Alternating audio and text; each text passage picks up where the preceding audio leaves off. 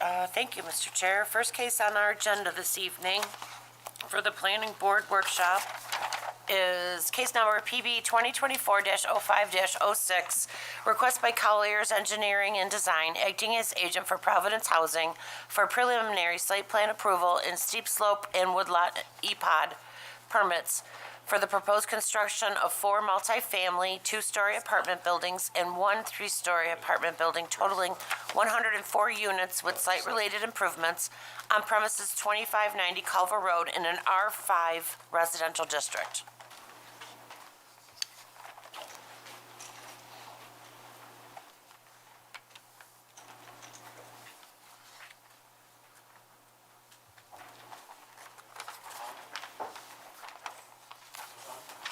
Yeah.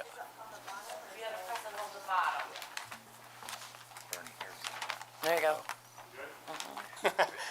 Before you start, could you bring us up to speed as to where you were the last time you were in front of us? Yeah, I was gonna kind of run through things. It's been a minute, so but I'm Kurt Charlin with Colliers Engineering and Design. We're the civil site lead on the project. I have Jessica Wade from SWBR, the architects, also with me, and Mark as well, the owner.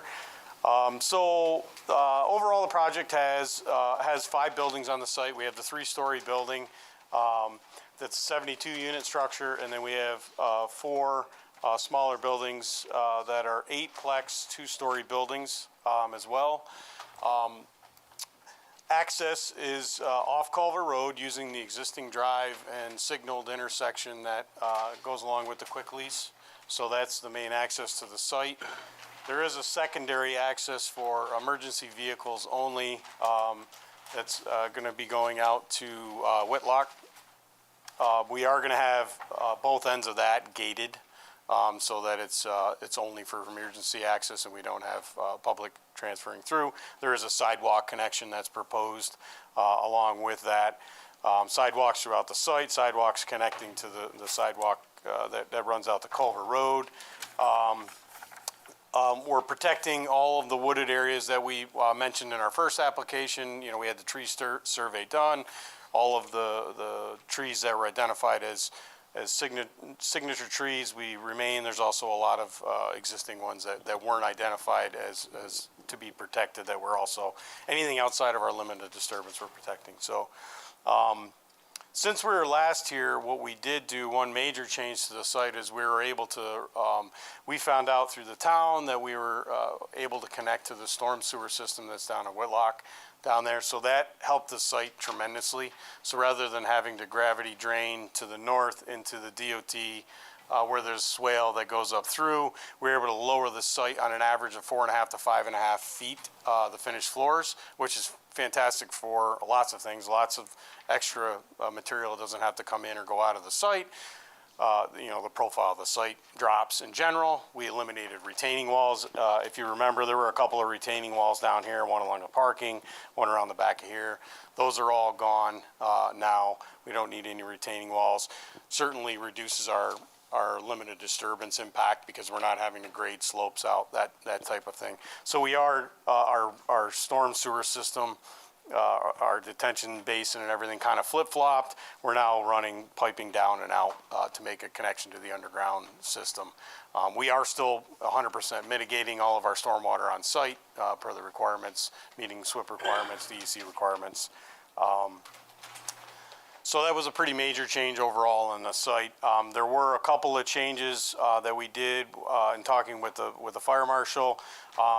We wanted to bring the site a little, or the building a little bit closer to the road, so to the main drive. So we shifted that. I think about it was either 5 or 8 feet closer. So I think it's within 30 feet now.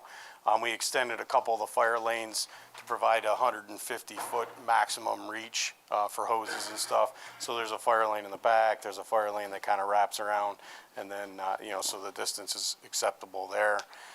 We talked about, I think at the first meeting, the location of the dumpster. We did flip those dumpsters to the opposite side of the drive, so they're not directly in line when you're coming into the main entrance. And then there are some changes with the buildings that we can run through as well. But overall, the rest of the site basically stayed the same, other than the grading and those couple of minor changes. What did you hear from the neighbors? We really didn't. Us, right?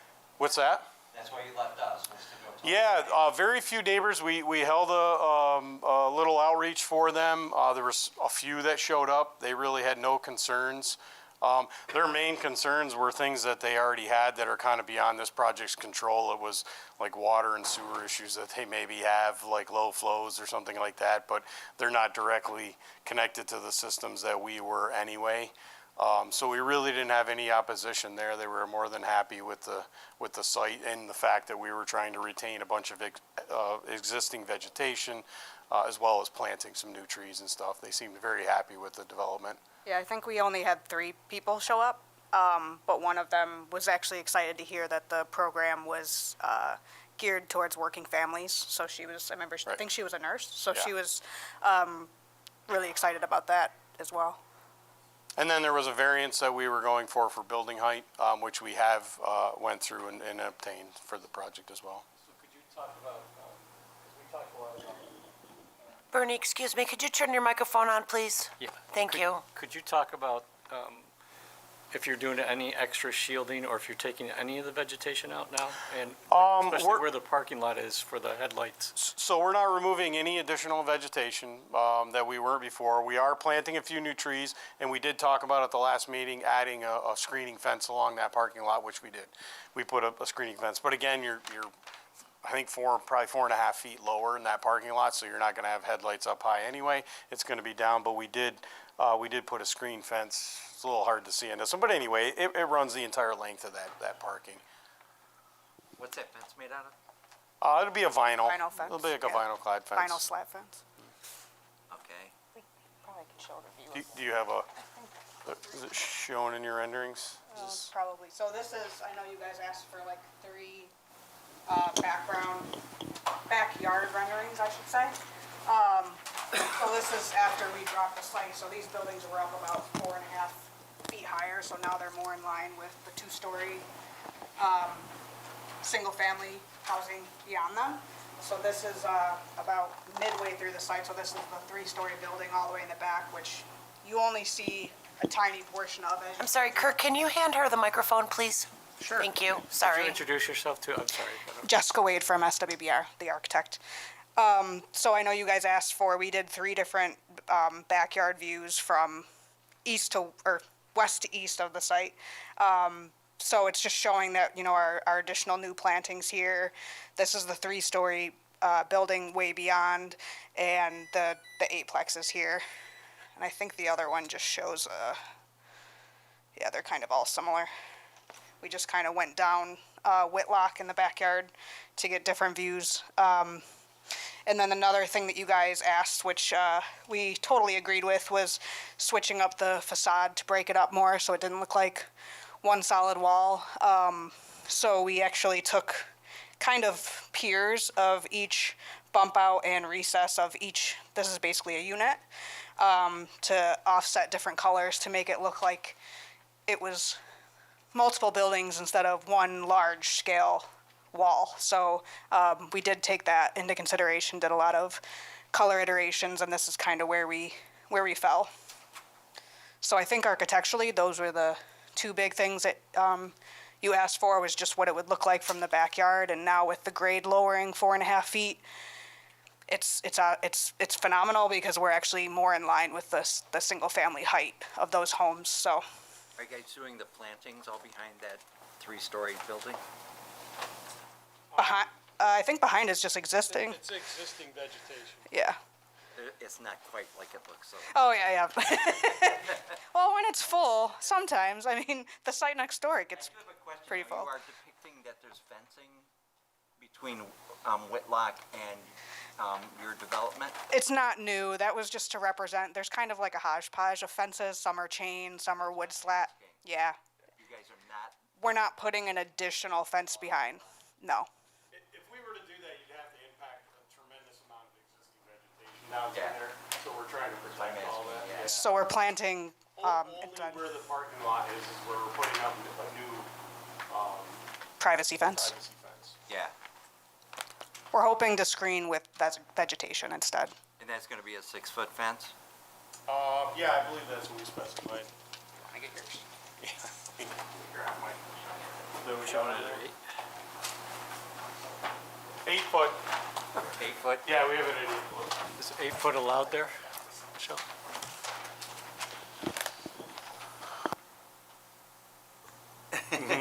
So the fencing cone is being updated. So I believe that it will be allowed per the new amendments. I have to double check. Let me double check. So if the fencing on your drawings is 10, what do you say, 8 feet, then your new trees are like 12 or 13 feet tall? Not that fence, the fence at the parking lot. That's what we're talking about, right? You mentioned new trees is what. Right, there will be new trees on our side of the fence. Yeah, this fencing that's shown in here is not the fencing that we're proposing. It's a, there are some pieces of fence. I mean, it's hard to render in every, chain link, things like that, so it's kind of a representative. Yeah, every single house has a Everybody different fence. different fence, Yeah. yeah. So the vegetation that you're showing beyond that fence is just representative Full growth at some, of what is there now, kind Well, of. and some. and what will be planted. I don't know, I mean, I think these are probably new Yes. trees, these are existing trees, these are probably new trees. Yep. So you know, where so is that? I don't see a landscaping diagram.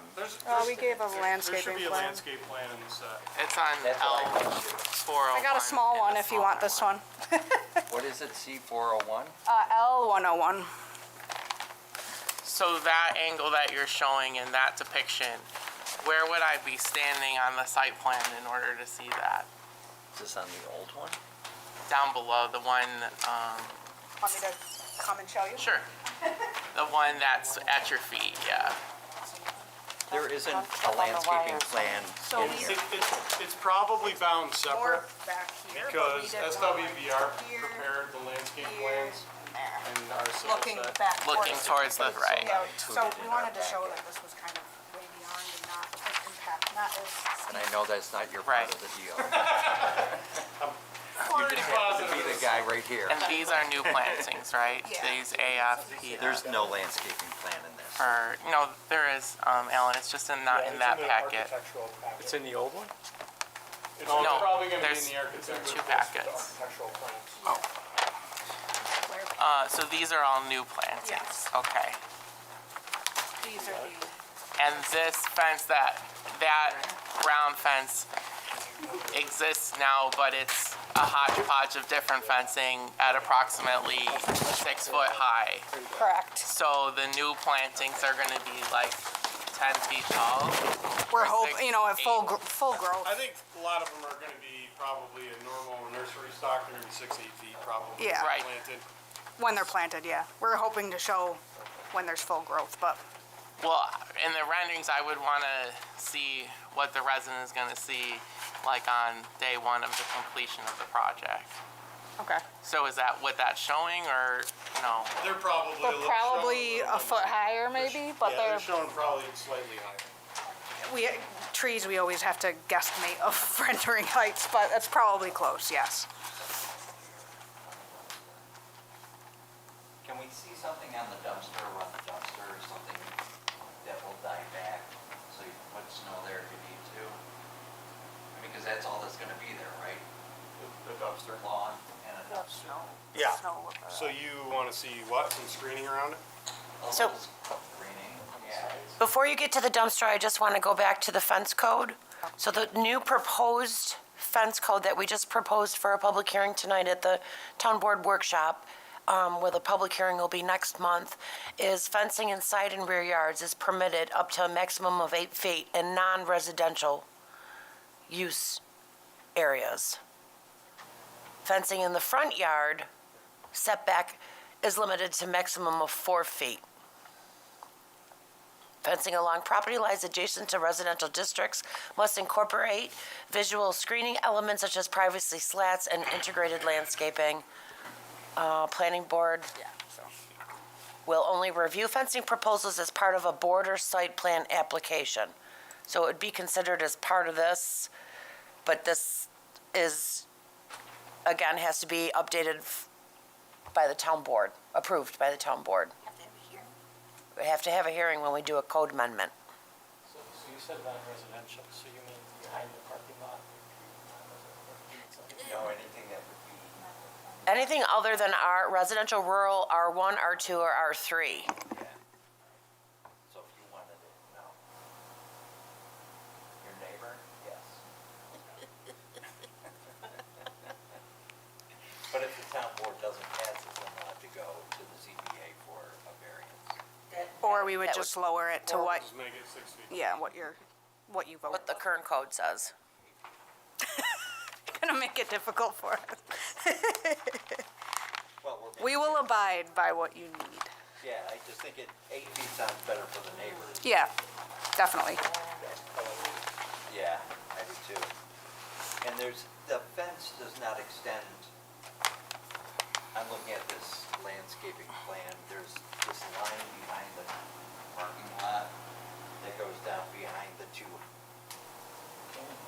I thought you said the retaining walls were gone. It is, yeah, that print's probably not the current site. Look at the site plan would be, Yeah. Okay. So the landscape I asked. doesn't match the site plan?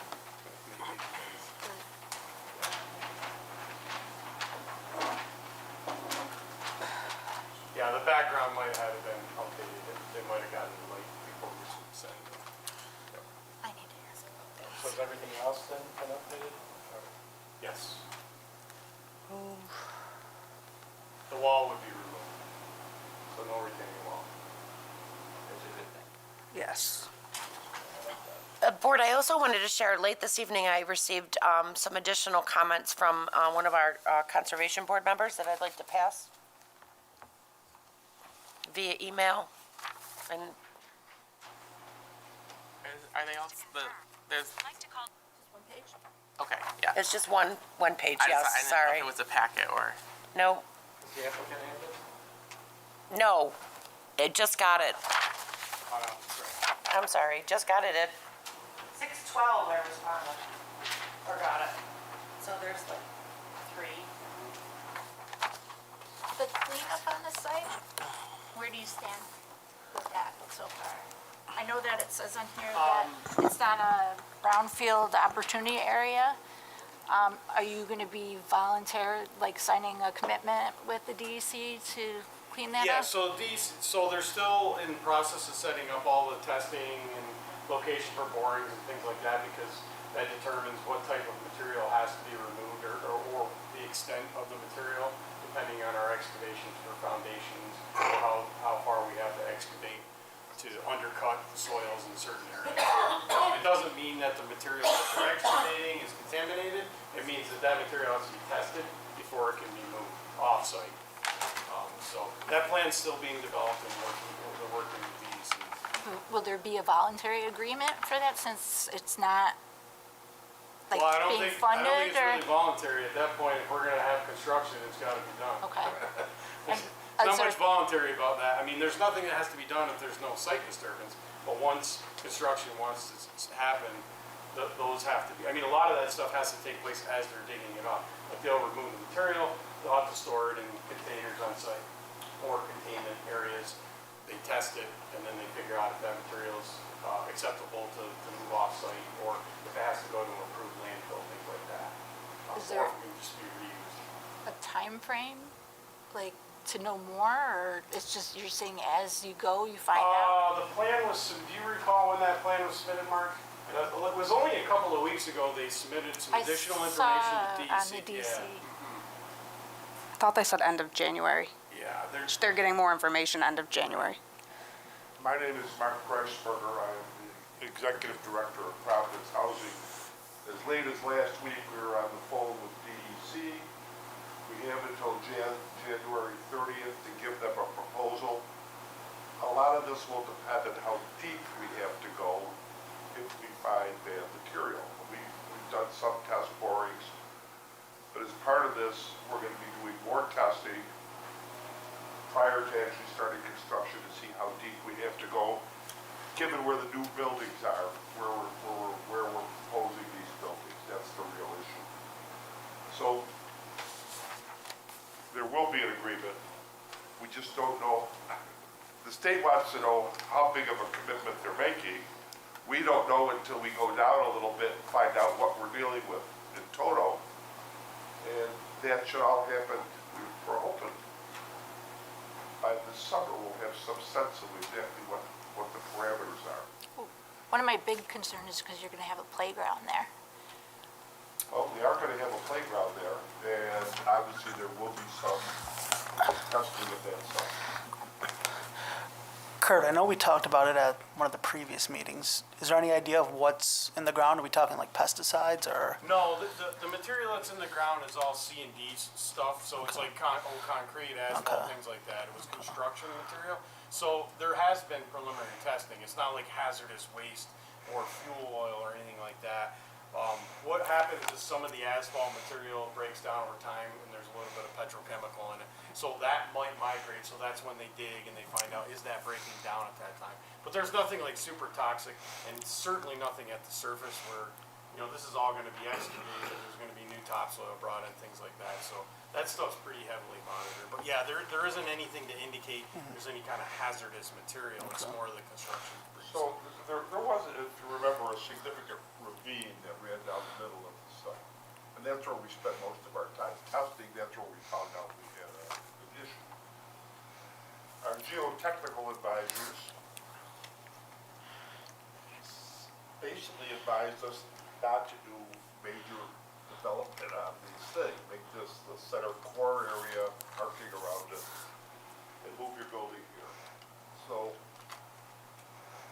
we're trying to do affordable housing. I mean, if we had unlimited money, you could get everything out of there and bring in all new fill and stuff. It's just not gonna be affordable housing anymore. That's. But it's gonna be safe, is what you're gonna Yeah. tell me. Yeah, Yes. yeah, no, it's 100% Some gonna be of safe. that. Some of that stuff that Mark's talking about has to do with the fact that like the foundations and stuff of the building, you don't want settlement under them, you know, whether it was Well, that filled. was the issue, but the stuff is deep down there. It's debris. Because you haven't done any excavating, you could end up having to build Over. it back up and seal it.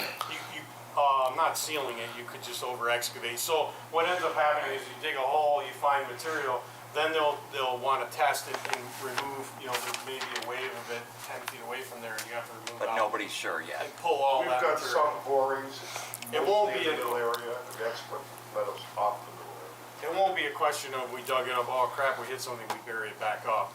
It's, you know, you find it, you No, you yeah, find you're the gonna limits. haul it off, And then right, you fix it. yeah. Or you could, sometimes some of that material could just be used on another part of the site. Right. You know, out around the stormwater basin, you know, it's not that it's hazardous material, it's just unsuitable to be structural for building slabs, for pavement areas, things like that. You know, there are some things like that that are included. The honest answer is we're gonna hit bedrock up here a lot sooner than we'll hit it down here. It's just necessitated. So you're saying that you tested this middle area, and We you're tested the entire site, but most of the Issues. issues were in the middle area, which is where the old ravine was. Yeah. It got filled in 30, 40, 50 years ago. what you found was rubble and not It's toxic. debris, It was from when they constructed 104, they dumped And a so lot of the extraction. concern about the area is not necessarily that it's toxic or something of that nature. It's just that it may not be able to support a not building. stable. It's not, it can't bear the Brownfield building. doesn't mean hazardous waste. People get a little confused, and contamination is not always that it's hazardous waste, it's just material that, you know, isn't suitable for certain things, you know, so it's not that it's hazardous waste, and it's, you know, they're not It gonna. will be tested again though, and if it has to go off-site to a, No, I just want to make sure that I got a clear Okay. understanding of what you're saying. Yep. well, basically non-environmentalist, you got a clear understanding. Yeah. From what I understand from the preliminary testing that they did, they weren't noticing any migration of material from those areas, you know, so it's it's not like it's a bunch of stuff leaking all over the place. It's just a matter of wherever they dig, it's, you know, that material has to be tracked and traced and figure out what needs to be done with it. It's not as cut as dry, just hauling it to another site and dumping it, you know, potentially. So there's some protocol. Is part of your application in the DEC, do you need a beneficial use on that determination or for the reuse, or is that still being worked out? I don't know about Okay. that. I'm not sure. I'm just trying to get an idea of what you guys have to go through, okay? It's a lot. So like I said, they did a pretty extensive initial test, kind of hit, you know your hits, then they get in the brown program. And then now we go back and there was like a pretty uniform grid that they established throughout the different areas, that those are gonna all have testing wells that'll be monitored for X number of days, things like that, to figure out, you know, do we even do more testing in certain areas or things like that. And then there'll be the level of construction. The level of testing we did got us accepted into the brownfield program. We are accepted, now it's just the scope of what we have to do to mitigate any unusual problems. In the packet, there was a report about, looks like mostly wildlife habitat. Can you talk a little bit about what the findings of the report were, why it was needed, and it looked like mostly, I don't believe there was anything found that's going to hold up the project. There's no bad roost, anything like that. I think the only hits it were like was monarch. monarch and bat, brown hooded bat or something like that. Which is typical of all the areas, Yeah. but it's not a specific hit on the site. Okay. So depending on the seasons, it's not a problem for. It said, yeah, something about the tree removal would have to occur during a certain time frame. Yep, usually November 1st to March 31st is your window of opportunity. And then I don't recall the mitigation for the butterfly. I don't think there's any, it's just a matter of, yeah. As I understand it, I think they went out there and there was You got a big letter from the fire marshal. Is everything that's on here reflective of the revisions since you Yep. got that letter? it is. Yep. Okay. Yep. And you guys are at peace with one another? Yep. Are you surprised by that? I just like to make sure.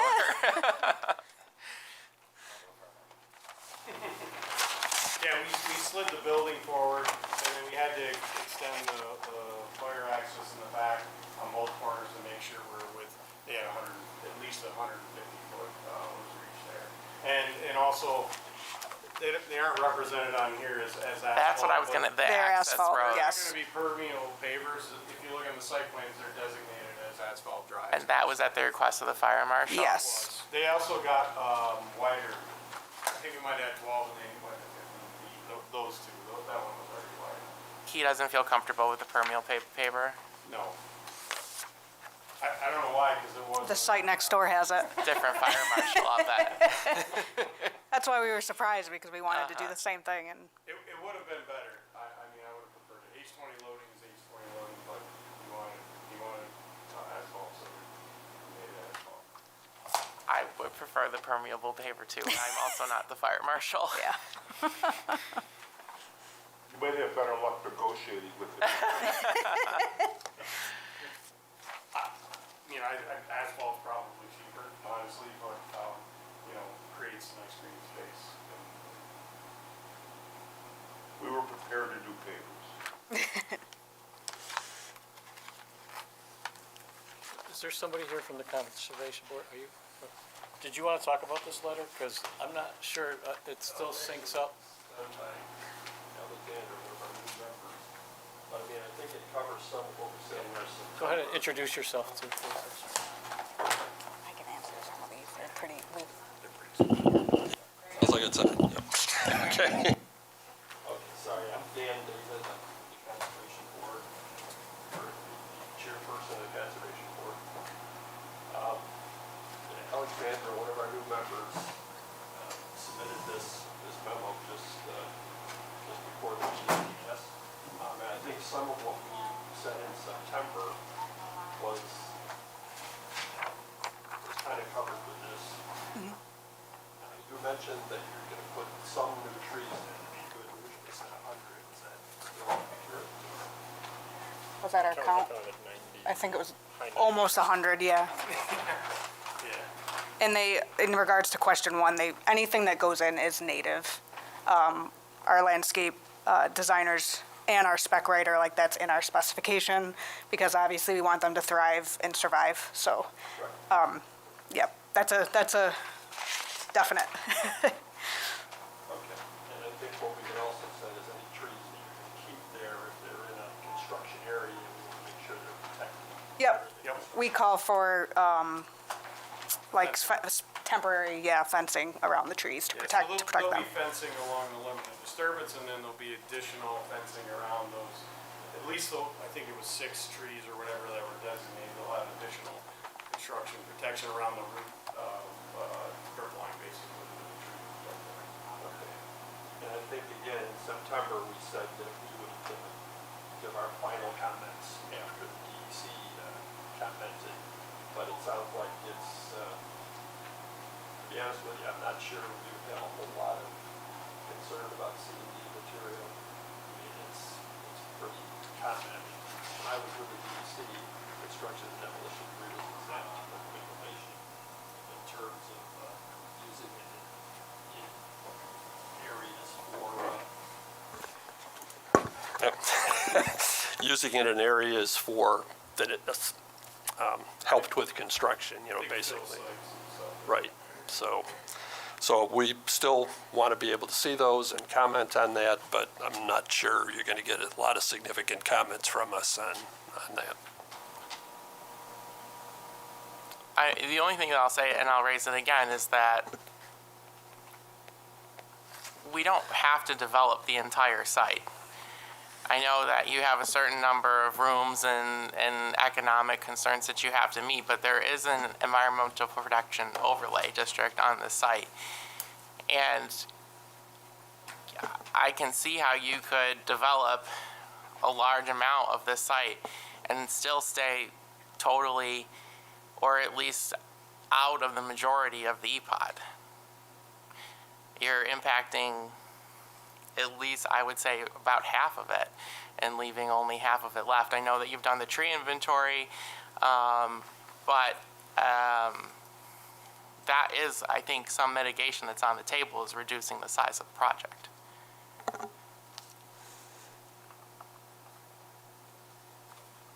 Same as before. I mean, I don't think it's economically feasible for Mark and his team to be able to reduce this anymore. I mean, the areas that are within the EPOD, the trees are very much not valuable trees. They're dogwood, they're scrub brush, things like that. We're protecting certain other riparian areas, the important trees, and we're planting a lot more trees than are on the site today. I mean, the site is a big field of grass field for the most part. On the C0800, that's where you have the tree inventory, but it's hard to make out the varieties of trees that are slated for removal because of the way that it's printed. So I'm having a hard time, you know, when I'm saying like I can't really read. Yeah, I'm gonna tell you, the same issue is with the lighting plan.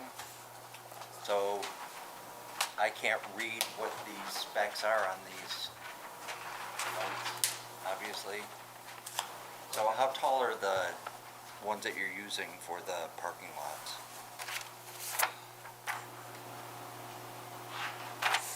Gonna have to look. Too many You go, projects, can't finish with remember what Brad's this was. question first. I mean, there's not much more for me to say. Like, my preference would be, I mean, to develop the site, but stay out of the EPOD as much as possible. I know that you have tried to do that. I think that there may be more opportunity to do that.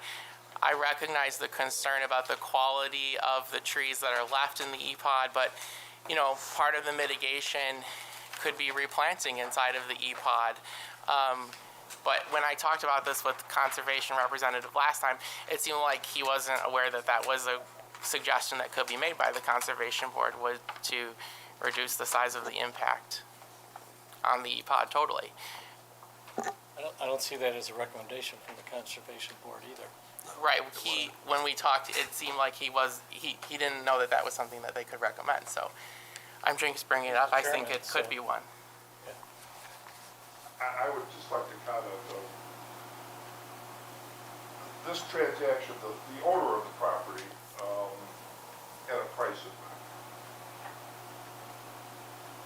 I had to get X number of units in there to make that price feasible.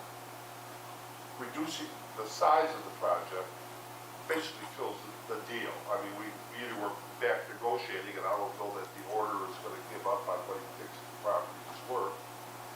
Maybe become a market rate project, but it won't be an affordable project. And I appreciate That's that. okay. I mean, I That's just, your decision. I want to raise the point because I think that that's the purpose of the E-Pods, is to try to protect them as much as possible. That's why they were put in place.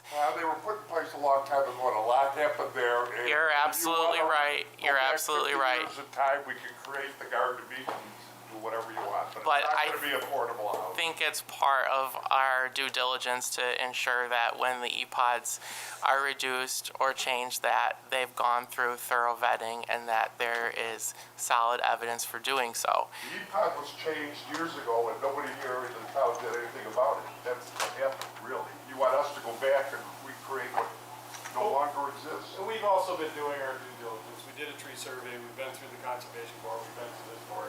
I believe it was only your opinion, everybody else tended to agree that this was a pretty well-planned development, so we are doing our due diligence. And we are going to, 20 feet to answer your question.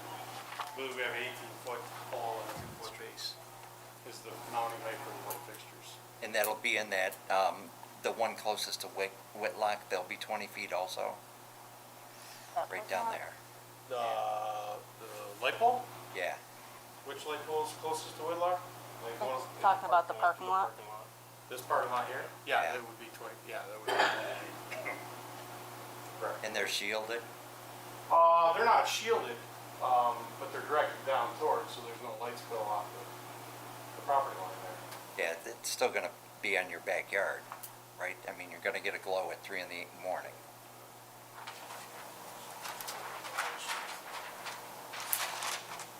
They should. I probably will want you guys to look at shields on those if they come with them.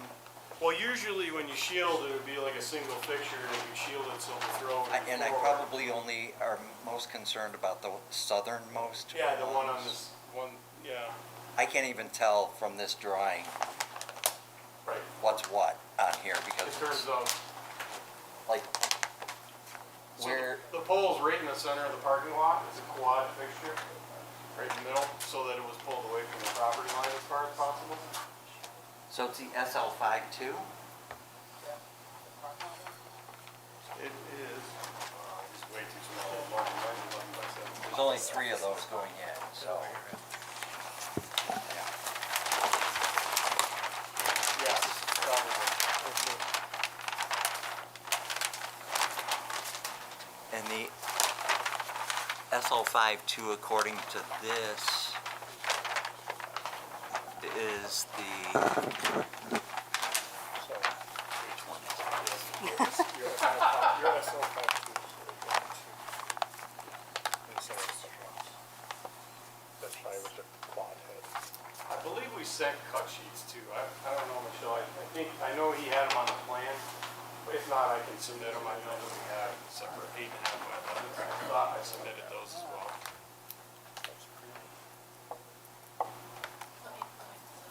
Yeah, because we had the ones mounted on the building too, that I sent. Yeah, I mean, they have the building mounted lights all around the small buildings, Right. and all the numbers in the photometric plan, like the first 1, 2, 3 rows, even almost 4 rows of those numbers going across are all 0. So it's not. Yeah, no, I see that. So it I'm should be talking still- about the glow at night. And it's gonna be there, right? Well, it's a light, but it shouldn't be spilling into their backyards, like Won't be the, spilling, Shouldn't be but it, lighting up. C160. I get that. What I'm saying to you is that if I open my back door on Whitlock, I'm gonna see a glow from there, right? Because well, you'd that's see, 20 feet yeah, tall. if it's on, yeah. I mean, they're dark sky compliant, but yeah, it's not gonna be the same as it is today. Right, and you have nothing on the south side of that parking lot? What's that? You've got just a one pole. Just the for that one. Entire parking lot. That's why we pushed it into the center, correct?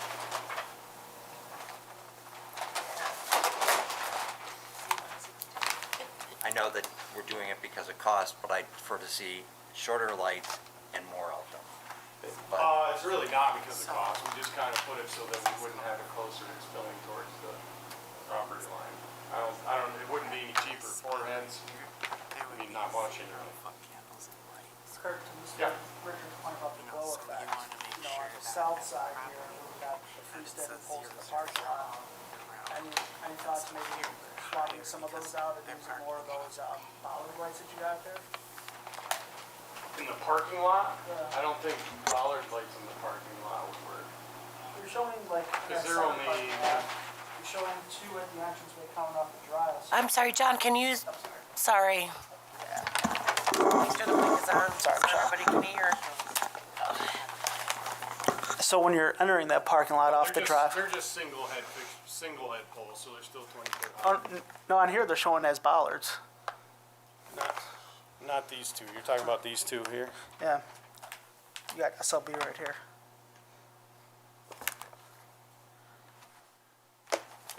Yeah, they are bollards according to the, Yeah, if you did more in the parking area, so if you did one like in each corner there, so if you did one in the southeast, southwest, and then maybe add one kind of somewhere, call it midway, where you got the sidewalks for the buildings on both sides, that could help break it up a little bit, where you're getting lighting on your parking lot, but you're not gonna have that glow effect up there. Yeah, I don't think bollard lights are gonna work for a parking lot, but we could look at other options.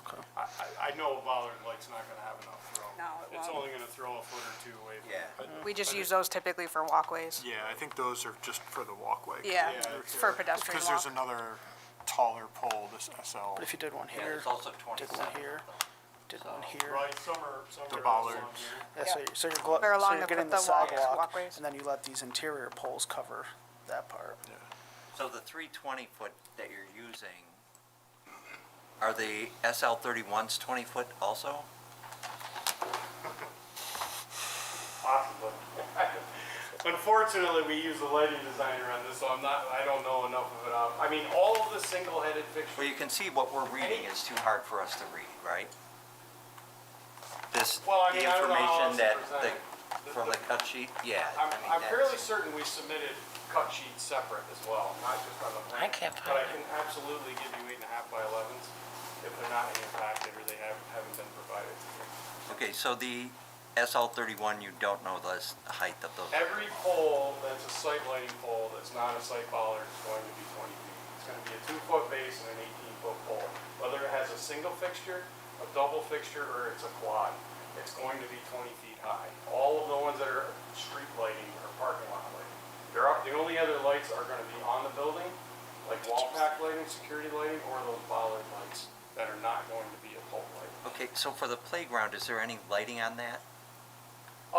Well, there's lighting, so there are some bollard lights and there are also some pole lights, along the. But those pole lights are meant for the traffic, they're not meant But they for the still playground. throw. They would throw enough light over the playground. Well, there's my point on the parking lot.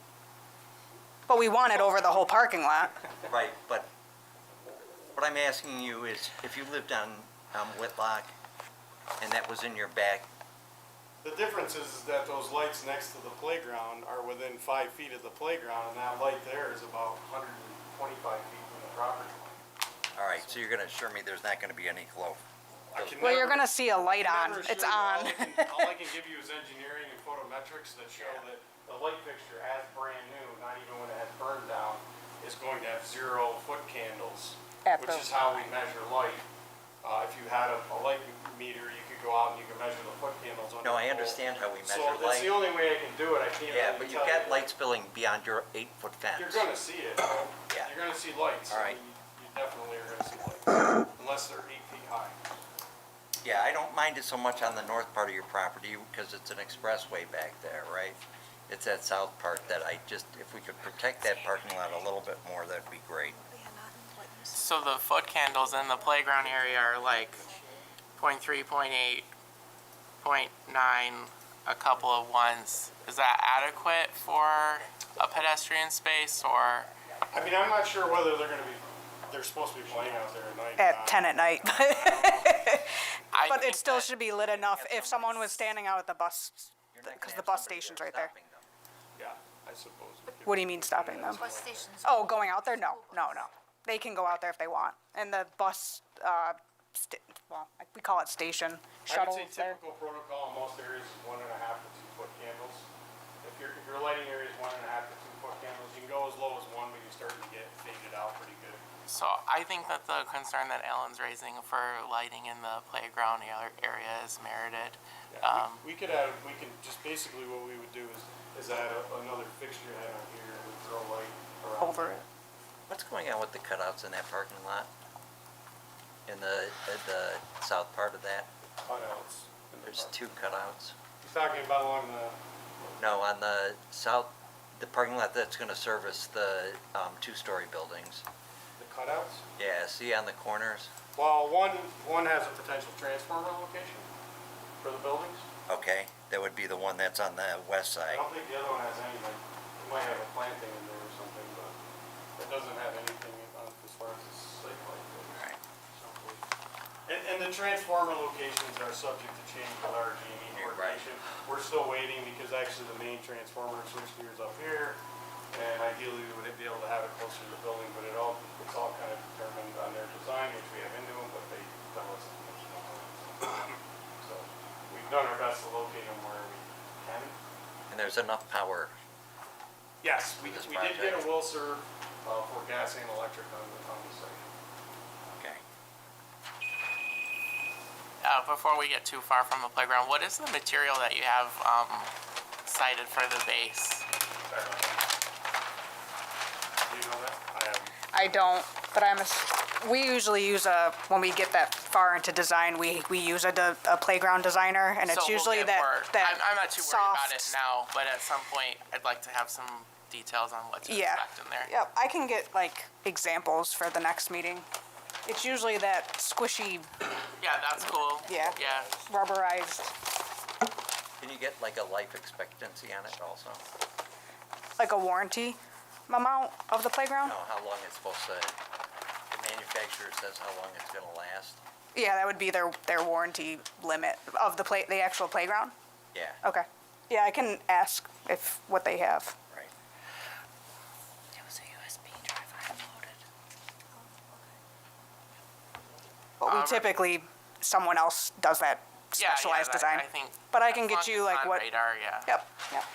And then remind me, you folks were gonna use toters, right, for the garbage and all of that? No, they're using dumpsters. There will be dumpsters. Okay. And then, so folks will take their trash from their unit to the designated dumpsters? Correct. Okay. So how many people are actually gonna live here, including children?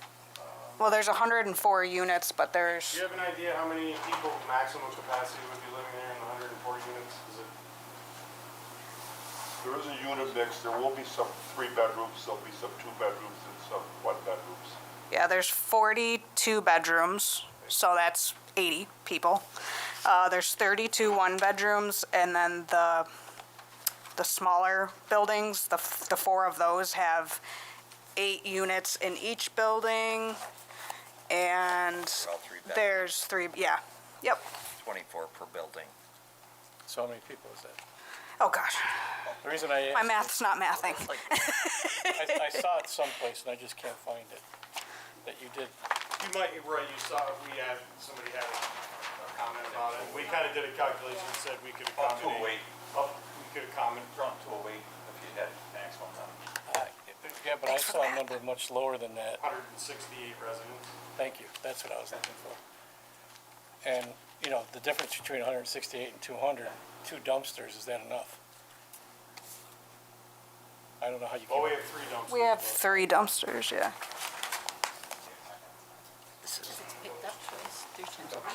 And I know you asked about fencing around the dumpster. On the L501, there's a detail that shows, there is a fence in front of it, and then usually we do like a decorative split face CMU around the whole thing. Have to be blocked, I mean, that's all Yeah. they're gonna let you do, so. Yeah, yeah, but the front is accessible, it's just a gate, Go yeah. look at the gate at the MAG if you really want a nice gate. We talked a little bit about bulk trash at one point. Like, what happens if someone moves out and needs to get rid of their sofa or something like that? Usually if they leave it out there, our maintenance people will get it over by the dumpster. But that's That's all we do.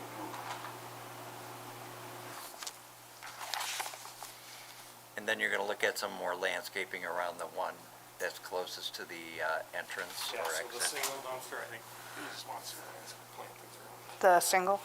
Oh, yeah, for sure, yeah. Yep. So can you talk about your schedule, provided if you get, when you're looking to get all your approvals? Yeah, so I would say our biggest hurdle, and Michelle's not aware of this now, is we've been coordinating with Monroe County Water Authority, and of course, Monroe County DOT. Monroe County DOT has a pavement project slated for Culver Road, early summer, and probably into the summer, but it's potentially gonna start towards the end of June. Once that happens, they have a 5-year moratorium on pavement cuts unless it's an emergency. Our water main is out in the road. So, the pickle that we're in, there's a couple of them. Mark doesn't own the property yet. The project really won't be in construction yet. Not within the time frame before that starts. But the Water Authority has said that if we obtain all of our site plan approvals, all of our other agencies were coordinated and stuff, and we submit everything, which we've already submitted all of our backflow and all that stuff, that in this case, they will allow a stub with an agreement, a stub to be constructed outside the pavement. But we need all of our approvals and everything, signed plans, things like that from the town to submit to the Water Authority to be able to extend a stub onto the site, cap it and mark it, with the agreement that if something ever happened, this project didn't go forward, that, they would have some responsibility to abandon that in place and stuff like that, so that the water can be extended. It's kind of hard to believe that they wouldn't provide a water service regardless to a new parcel, but this is where we're at, is we're trying to at least get to that point. Timeline for construction, I think, is 2026, 2026, maybe, right? yeah. Is when the project is really gonna start. I mean, we still have a lot of DEC stuff, environmental stuff to work through, but in terms of getting a water service to the site, that's where we're stuck, and we just found this out like 3 weeks ago. So we've been scrambling a bit just to try to get a lot of that stuff teed up and working with DOT and working with the Water Authority. So, does that answer your question? So board, there, within the packets that you received tonight, there's an email from John Raymond at Monroe County DOT that he asked me to share with the planning board. So you need approvals from us to get that? Unfortunately, yeah. By what time? By when? June. Well, I mean, soon. I mean, because, I would say no later than next month. Because it would take time for them to get a contractor on board. We still have to get all of our final approvals of the Water Authority buttoned up, all those other things. So within the next month or so, we need to try to get approvals done. Shouldn't be that big of a hurdle. Seems to me we have most of our ducks in a row. So 25, if you get the water onto the property, then you'll be ready to go in 26 with the rest of the construction. The water is going to be the problem. From start to finish, in 26? I think we said 18 months to 2 years. Yeah, it's gonna be 18 to 24. Depends on the complexity of the environmental side of things. At most, probably 2 years. Yeah. And this is a question for staff. The only other time we've dealt with the brownfield is a project that never happened, but we went ahead and approved everything without the DEC's approval. We're still good doing that? As long as you're fine moving forward with seeker.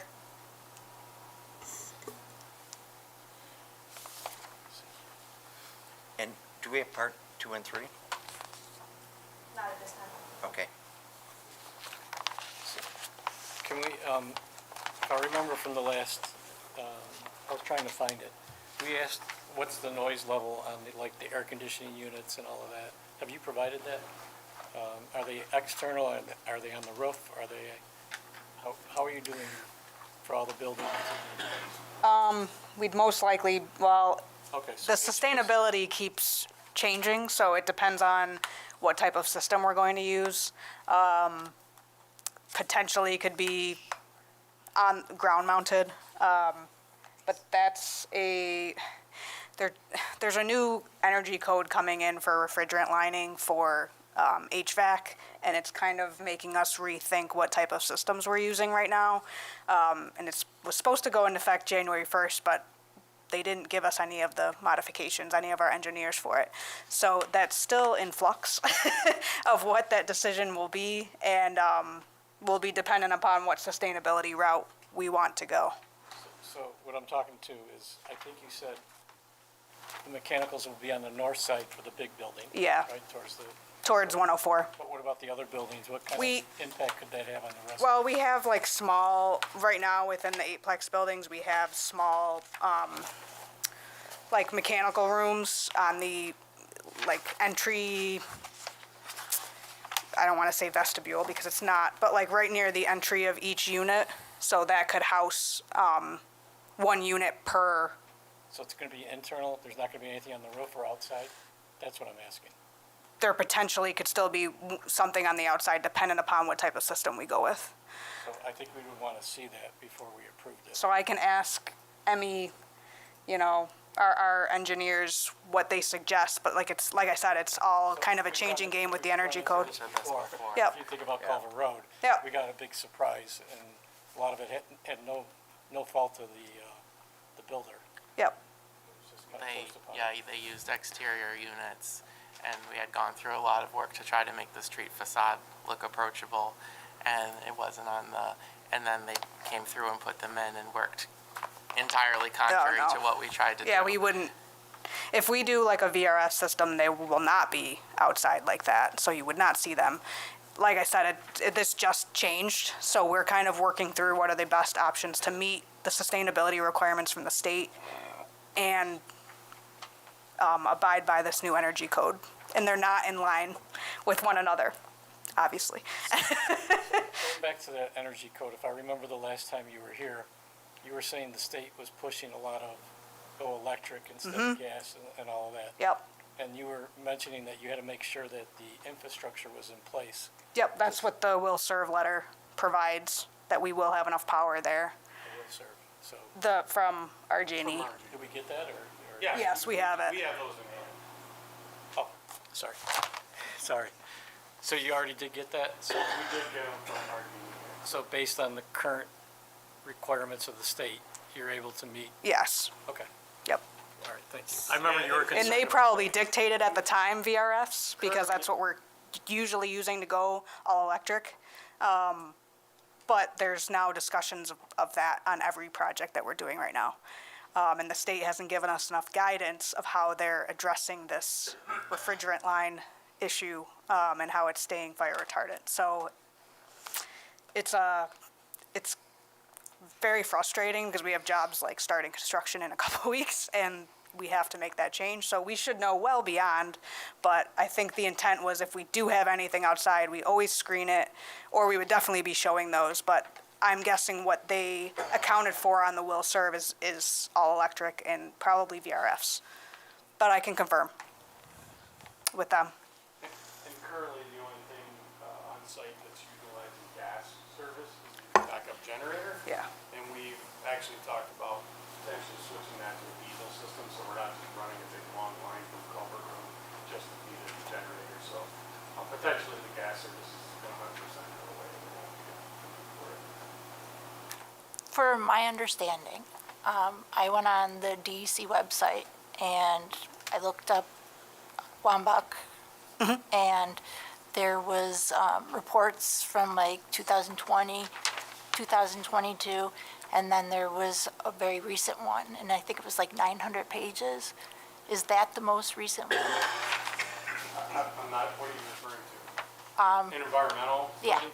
and it I don't went know. on, and it did talk about Phil, but it had other stuff. Yeah. So I just want to know if that was the most recent one, and that's what you guys Well, are talking that's about. probably the most recent one when the initial report went in for the project site, but everything that we're now working through with them, that'll all build on the new report. Because That won't- I think they responded to it, or someone responded, because it said that they understood, that, like, we understand this, we understand this, we understand this. Yeah, yeah. So so- maybe they've uploaded some documents on there, yeah, it's potential, I'm not positive how rapidly they've been updating the Okay. records. But yeah, we're we're certainly in active coordination with DEC. We've had a couple of calls with them. We submitted some updated mapping. I think all the stuff they asked for basically a layout of the grid where the test borings are going to be, monitoring wells, things like that. That's all been submitted to them, so it's a matter of them starting to review it with us and decide. And yeah, they agree if that's the point of action moving forward. So There's no chance of geothermal in the big building, is there? So the heating and cooling systems that you have planned now are not going to have a visible impact on the exterior of the buildings? If we stick with a If VRF everything system, goes to yes. plan. Yes, if everything goes to plan, yes. And so if I mean, that you're gonna see penetrations through a roof, Sure, yeah, but yeah. Yeah. But if that changes and you have to go with some other type of system that is putting would have like condensers or something, correct on the yes, we then would you have definitely, to come back for a yeah, we would revision. send, yes, for sure. Okay. Yeah, we wouldn't not tell you guys that. That's a that be big, that's a pretty big change. Would that be a field change, not have to come before the I board? think if we say now that it has to be a Yeah, site put plan it in revision. there. We can just- Yeah. It can be a condition and then they can come back and visit. I'm hoping that's not the case and we're sticking with Yeah, I think it would. where I think the trend is going, but it has been in conversation. So I just wanna make you aware.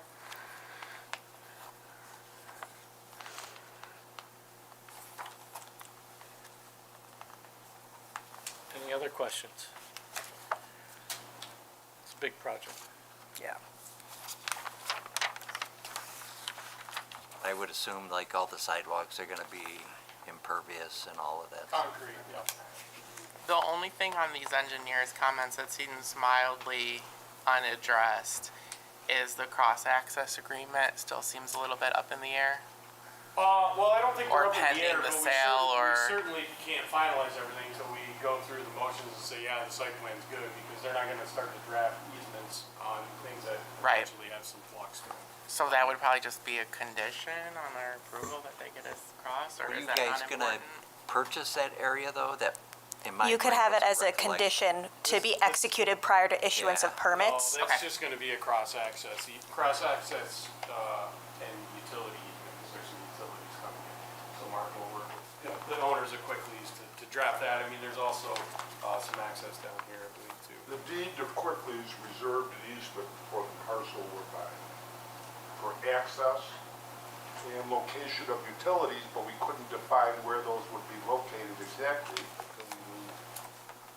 Can I ask for just a small rendering of what those breakthrough gates are gonna look like on both sides? They're in the detail package, probably. Are they? Probably 5035. You probably can get a photo of one in real life. I think they're on there, and they should be. I'm pretty sure I have them. Yeah, 501. Just feel like a truss swing gate. So it is in here. Show 'em that. Of course it is. Do you, Typical. do you have any color elevations of the units that are not the Thank you. main structure? Not individual, but we can definitely bring those. The intent was, using those Yeah, I've just- color yeah, palettes. They curiously. probably each would be a different color. Sure, yeah. But yeah, we can just do flat, Yeah, like that would be elevations. fine. yeah. Just with color. We have them non-colored in the submission, but, What page are they on? AB 201. So those are just the, architectural black and white hardline elevations, but we can color those up for the 4 options. Brad, just for the record, can you note which units you would like to see color renderings of? The 8 plexes. 8 plexes, thank you. Yeah, Yeah, the 2-story 8 plexes. yeah, I would be helpful. I could Yeah, just no, see that's fine. Yeah, we can bring those the next time. Like I said, we probably would use the same colors and have each one kind of be its own designated It's thing. just also good for the record. Yeah, so yep. like Yeah, no problem. maybe you guys just decide to go crazy and Oh, it's fine. We initially had like 2 the same color and 2 another color, but then when you guys suggested breaking it up more, we were like, oh, we should make each eightplex probably its own identification point, so someone can say, I live in the red one, I live in the green, you know, Right, so yeah. that's the intent. We like that recommendation, so, Just so it's straight in my head, so the big building's gonna have one bedroom and two bedroom. yes, Smaller buildings are gonna have 3 bedrooms, yes, all 3 bedrooms in this? yes. They're all the same, repetitive floor plan. And I, for one, appreciate you taking our suggestions on breaking up the Yeah. wall. Yeah, I think that actually what came out much I'm nicer. sorry, Ellen, what did you make a comment? I didn't hear you. I'm sorry. It wasn't worth it. Oh, I was thanking her for working with us. Yeah, we did like 7 renditions, and that's the one we like the best, so. And do we have that in our plan, a color version of that? We can, I don't know if, I think the renderings we just I have. don't think submitted color rendering. I Or the can't, renderings, can we get the renderings too? We can, which, We don't have them. were they on the USB drive, Kurt? I can't, because that's what I went from. I don't believe so because Jessica and her team were still, we were working on them. they were tweaking on some stuff. So ahead of the, what is it, the 27th, we can send you guys all the, well, we're gonna be updating the eightplex one, so when we finish those, we can send all those. Yeah. Yeah. That'd be great. So is there any other questions for the applicant? You're gonna come back later for signage, right? Yeah, we have to work through that with Quicklies as well, at the street. And Michelle, could you just run through what notes you captured? There was quite a few there. Yeah, and I may have missed a couple because I was looking up other stuff in between, so I apologize. I have update renderings to depict the actual size of the trees and fencing from the neighbor's view. Do you want me to add, from Whitlock? The actual size of it should be listed on the landscape plan already.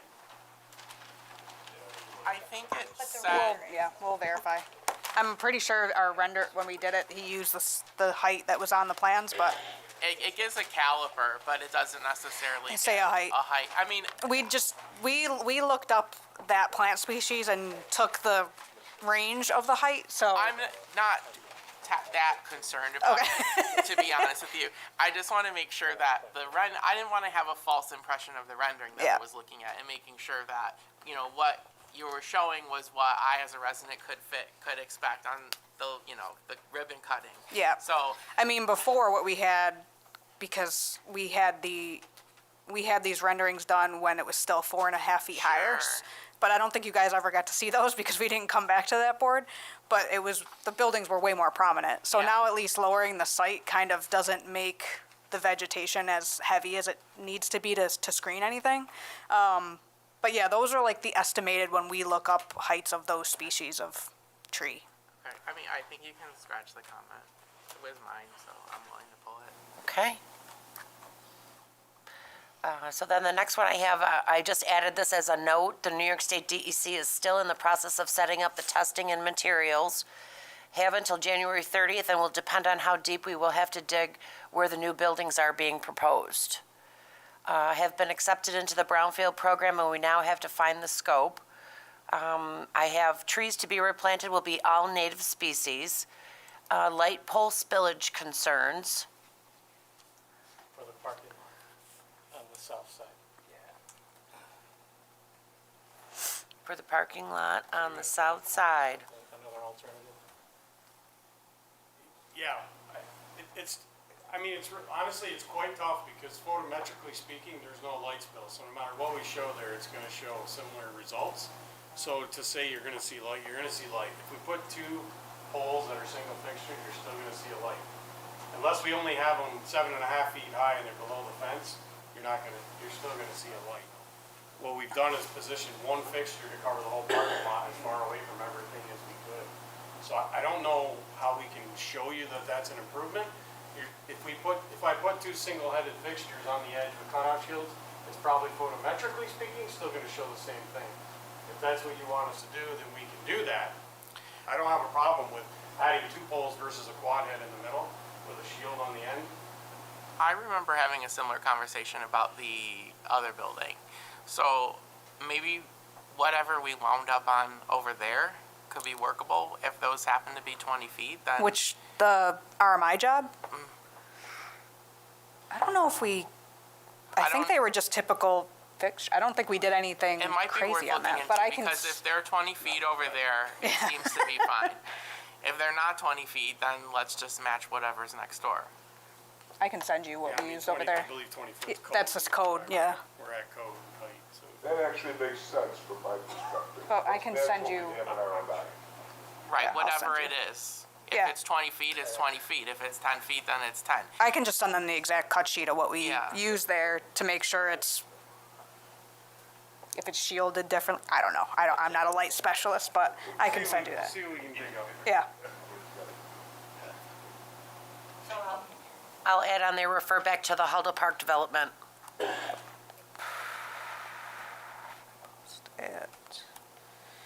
I have staff to review parts 2 and 3 of the EAF, provide details on HVAC units and screening for the VRF units, if other, return to planning board for approval. Condition of issuance of permits regarding the cross-access agreement, submit color rendering of the 2-story 8 plexes. Yes. Will return for signage. Could you also, can you provide at least a plan of what the schedule is? in writing? Landscaping around the dumpster. Yeah, I was just gonna say that. I had that written down too. Yeah, I think you had material for the playground, did you say that? And yeah, Warranty. playground base material and the warranty of the playground, the actual playground equipment.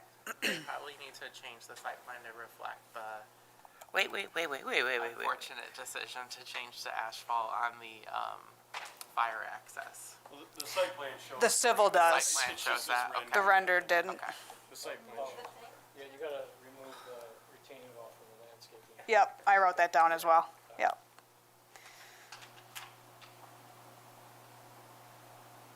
Site plan. Is the Land- conserva- okay, I gotta but- ask, is the conservation board okay with which ones are new trees, old trees? Are you satisfied or? Yes. That's it. You know, Scott Davis, the town forester, walked the site late spring or early summer.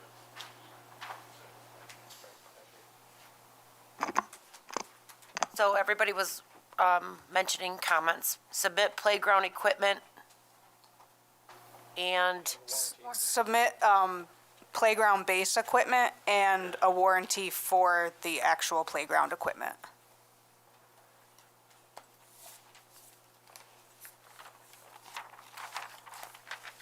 And it could be dependent upon what manufacturer we wind up using, but I can give you a range of warranty, just examples.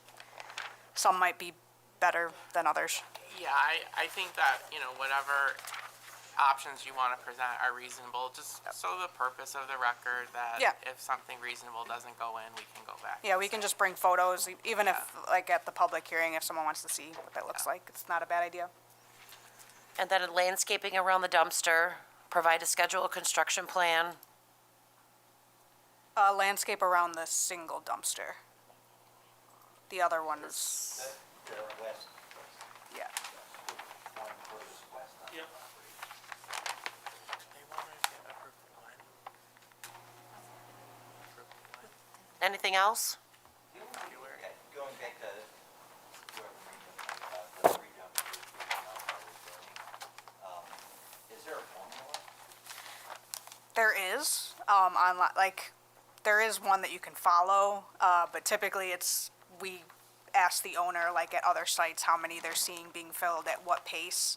So when we did the, I guess, the algorithm of what the number is, it came up with that, and we confirmed with Mark and his team that at other sites of similar scale, that was sufficient for that amount of people, with how often the garbage comes to site, so. I would like a better print of C080.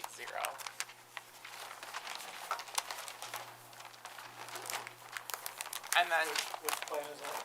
it's the tree removal plan. C080. Yes. We'd like a better print in terms of, It's not legible. It doesn't have to be a giant, like, a computer PDF would be fine. Oh, yeah, and the cut sheets for the lighting, was that mentioned? You said yeah, the- I put that in my I'm pretty certain we submitted them. You should have some light touch. If not, I'll send it to you. That's not a problem. We have it. I took it from the USB drive. It's for the kids. So just in terms of timelining, you're looking for approval in the February meeting, or what were you? Yes, Okay, that would be ideal. okay. And so, Well, I'd love it in the January. I just wanted to we were make really sure we gonna were get both on the same page. I believe we're here on the 27th. That would be the best meeting. Yeah, you gotta start there. Just aim high. Okay. I guess my question would be, what would prevent us from getting it at the 27th, on the 27th meeting? We don't have the full seeker, right? So we would need that, and we would need time to review it. We can't do site plan without You secret. don't have the full, you have everything. The full EAF was, We have the full, wait. we have to do, Part 2 and 3. Part 2 and 3. Two and 3 is our responsibility, right, not that's theirs. staff, that's not his. Okay. We're supposed to be doing Well, we that, still Brad. have That's to your get it homework. from our staff to So be able to. you're not ready for the 27th. You'll be ready, potentially ready. We need part 2 and 3. February. We're gonna be ready. If you guys are ready to move forward on secret, I can do it. Well, that's the only way we're gonna move forward on the project. Do you guys think that there are any more outstanding breakthrough questions? I mean, we have little things that we're nibbling on. Yeah, I mean, most of this stuff, I don't see a problem with us getting some of these revisions, and if you want them before the meeting, we can probably zip most of the stuff right back to you. Yeah. Yeah, as soon as we can get it prior to the meeting. So we have a week in between, correct? Yeah, 2 weeks. 2 weeks. yeah, there's a holiday next Monday. Oh, that's right. Yeah, Monday, yeah, We don't recognize that one. Carry on. I do. We don't get it off yet. So you wanna work on a date or for resubmission for Tell the, them what date. okay, It's only time the to do this. 22nd? Then I can get that to them at least electronically? That's the day you said you're off though, right? No, the 20th Oh, we're off. 20th, yeah, okay. Monday. Yeah, the 22nd is doable for us. Is that doable? Or if sooner? Well, I'll we'll, send we it. can, then we'll Okay. know. But yeah, Okay. I don't see why it's not. Are you guys okay with that? That's the Wednesday before the meeting on Monday. So Wednesday, Thursday, Friday, Saturday, Sunday, and then Monday. To review the documents. Oh, so when would you want them by?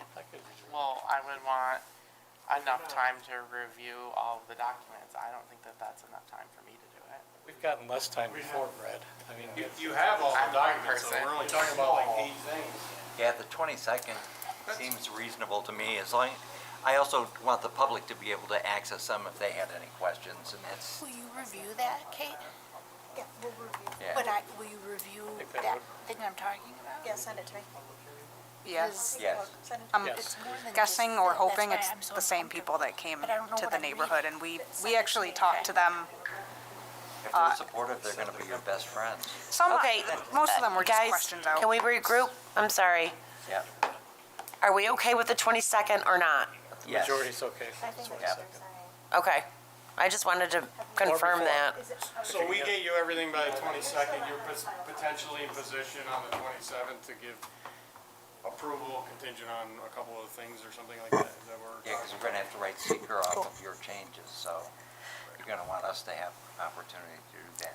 Also, I'll add that the Conservation Board, they said that they don't anticipate any issues, but they are not going to be submitting finalized comments until they see what the DEC has to say.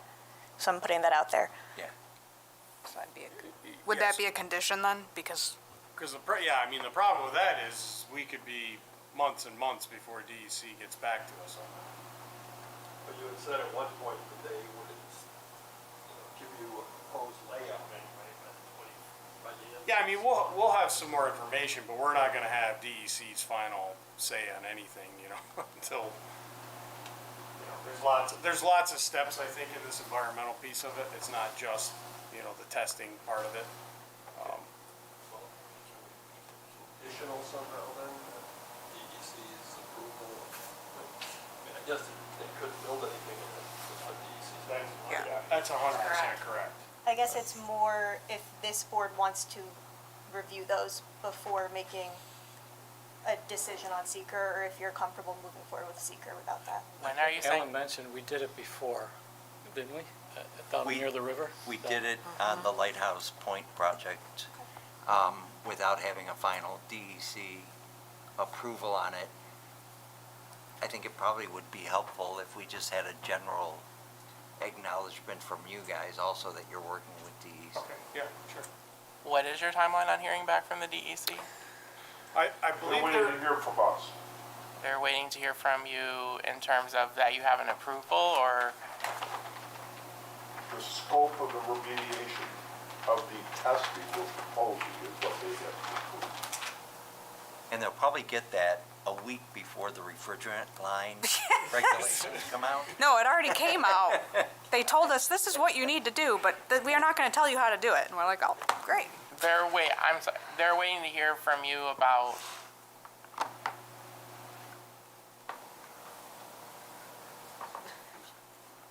I don't know. you need this? No, I let it.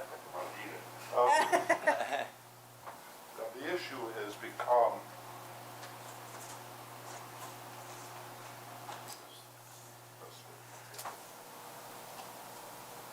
part of this building are do that remediation. Yeah. So this is where we're gonna do more testing, see how deep we have to go into okay, the well.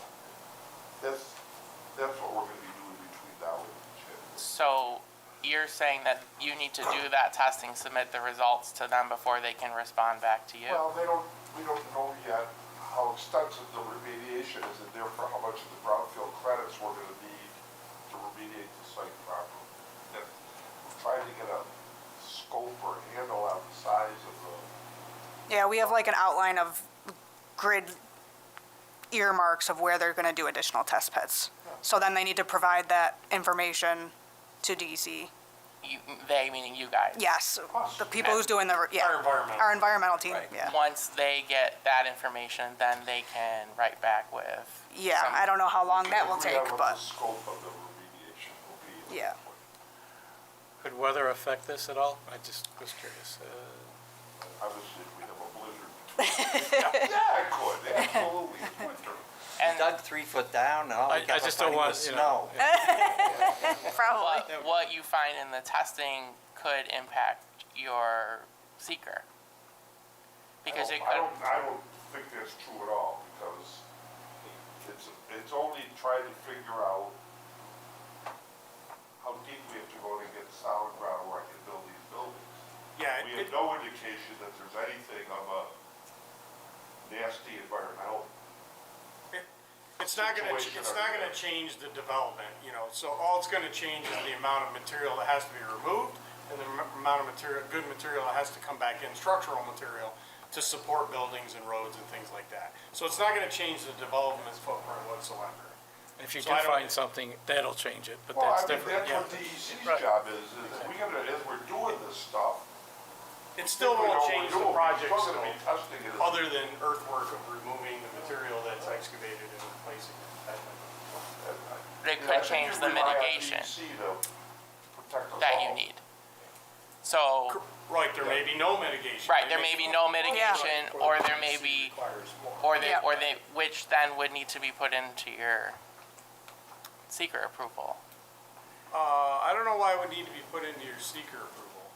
Because it would be, this is the condition of the site, these are the things that you're working around, these are the mitigation strategies that you have to mitigate any issues from the environmental. So if we don't know all of the environmental issues that may be present, then how can we know all the mitigation that might need to be Yeah, done? but No, what about you if there's know- unforeseen condition that happens on every job? Well, but we If- know that we have to, Yeah, but if we do all the test pits of all of those additional reporting, and that's what we know, and then there's one spot out of 200 that we didn't test. And you know it's a How would you know brownfield that? site, so it's not like you don't know the project is a brown, you're listing it as, this is what it is. We know it's being permitted through DEC. I've never seen a seeker document include every specific detail of everything that's being excavated and recorded on site, and then listing it like, oh, they found, a scoop of asphalt. no, I hear that, and That I would be hear that very there may be specific. unforeseen things. I mean, you can't predict everything, but we do know that we have to do these 2 testings. Well, there's a lot of We things. have to do, you don't have to do anything. Well, but we have to get the results. Yeah. You have to get the results. DEC needs the results. Okay. Are you going to evaluate the results? Well, no, that's what we're waiting, that's the part that we're waiting for on, is the DEC's evaluation of the Well, results. you won't sort of preempt. Guys, hold on a second. So here's the one thing- I'm gonna defer to Bella for a second here. I don't ever remember having this kind of concern before. Is this something doing part 2 and part 3 we're gonna have a concern with?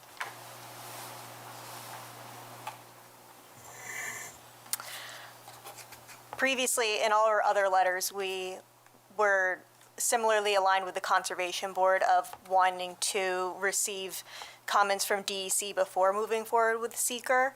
I mean, if we can get whatever the applicant already has currently to review, we can put together a part 2 and 3 and then go from there. The board is going to have to either accept it as is or revise it at the next meeting, if we are going to move forward with the next meeting. So, but you already have the plan with the DEC as to your next steps, correct? Yes, we're going to do more test holes. And that's in In the writing. northerly part, where the bigger building's Yeah. going to be, we've already got plenty of test holes down here. We know it's there. Yeah, I mean, you won't have that information, that data until construction starts. I mean, they're not gonna be digging material and testing until construction starts, so it'd be impossible for you to provide, I mean, you can provide the limited amount of information that's been, like the initial Reported. borings and things like that, but in terms of knowing what's there, you won't know that until I construction starts. think that's what which she's can't asking start. for. She wants the. Just what you already have. Whatever the plan Yeah, is. I think that's why I said, Sure. if you, whatever you have between you and DEC in writing, that we could have, that will, Well, I think it's a lot of it's on file in the library there. For all the Yeah. DEC, and this whole brownfields issue is not filed in the library. right, but it'll take me a month to Yeah, get. what we already have. What else you got to do? And that's gonna slow down your water connection. Yeah. Yeah, I know. So- Right. That's another issue, yes. So what information were we previously looking for? Is there a name to this report, or is there some specific DEC information that we were looking for previously? I mean, any sort of evaluation that they have currently, I'm not talking about specific borings, but any sort of correspondence or evaluation or review that they have so far, that they've already done in their back and forth between the applicant and DEC. Okay. I don't have a report name, just, Alright. but any But information. I'd like you to look at what we did with Lighthouse Point, because we did move forward without the DEC down there. I've listed it as submit remediation / evaluation / correspondence letter between applicant and New York State DEC of the additional testing that has been performed. Did you hear me? We've not been performed yet. Two. Michelle and Kate, we were having a sidebar conversation over here, and the one thing we recommended that it sounds like there might be a phase 1 report on the property, that they get it into your hands as soon as possible. That could help. Phase 1 and phase 2. I'd get it all to them. Yeah, I'd be surprised if that hasn't been submitted, but I certainly will dig it up and we can provide that information again. Yeah. You're going to do something with those reports. See if you got it. Yeah. They won't, I know that. They're like 200 pages. We'll provide what we got. Any more hurdles we can place in front of them? No, thank you for what you've done so far. Thanks. Yeah, thank you for the big building. Yeah, I'd like to get this thing. oh, I like it better, so thank you. Supposed to drop the mic. What did I say?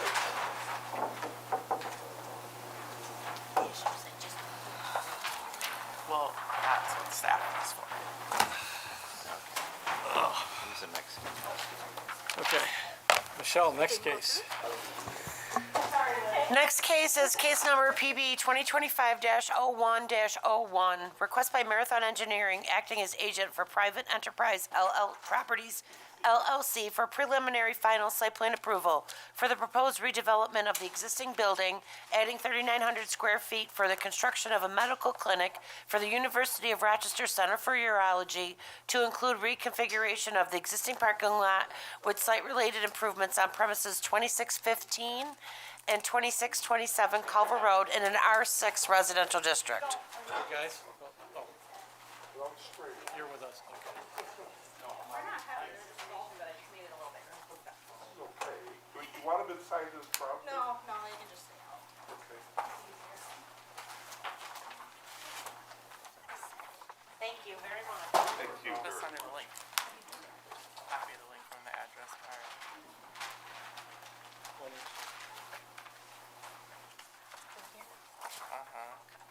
And then go open a new email and drop it in the body of the email.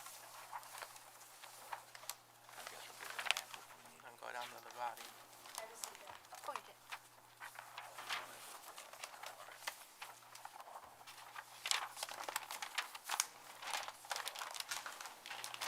Thank you. You got this, right? Yeah.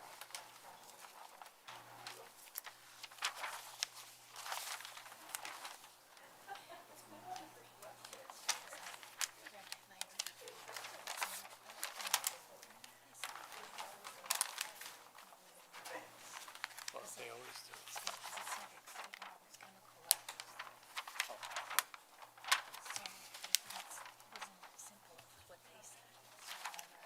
It seems never simple, but the thing is the T, let it go forward.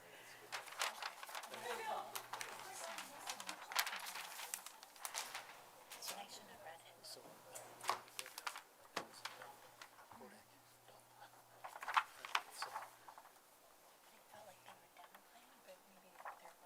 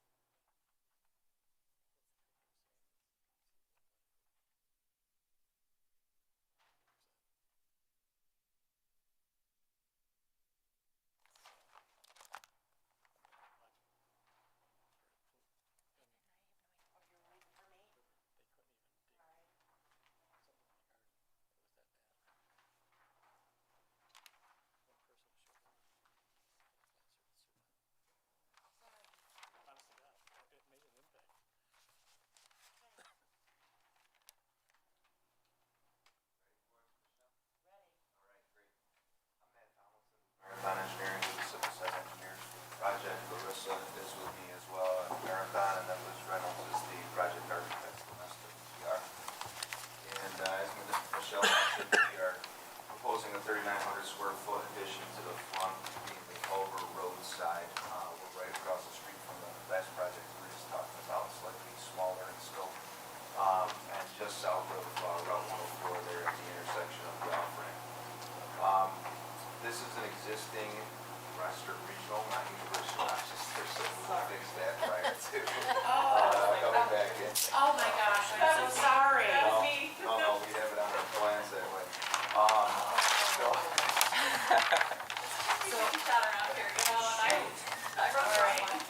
So we'll get that fixed. However, it is still a urology office, so we've got that part right.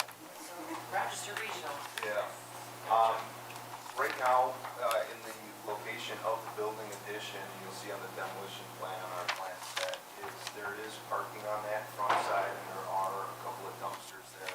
What we're proposing is to build the building addition, the main parking area for visitors, clients of the practice is at the rear of the building or away from the Culver Road entrance. So we're putting this parking. Matt, I'm sorry, mic on? Yep, it is now. Okay, thank you. Sorry about that. So So, I'm sorry, in your plan set, V 1.0 should be your existing conditions. C 1.0? C 1.0, we have a subdivision map, which I'll come back to in a minute. So C 1.0 is the demolition plan. C 2.0 is the layout plan showing the configuration of the new addition and new parking area.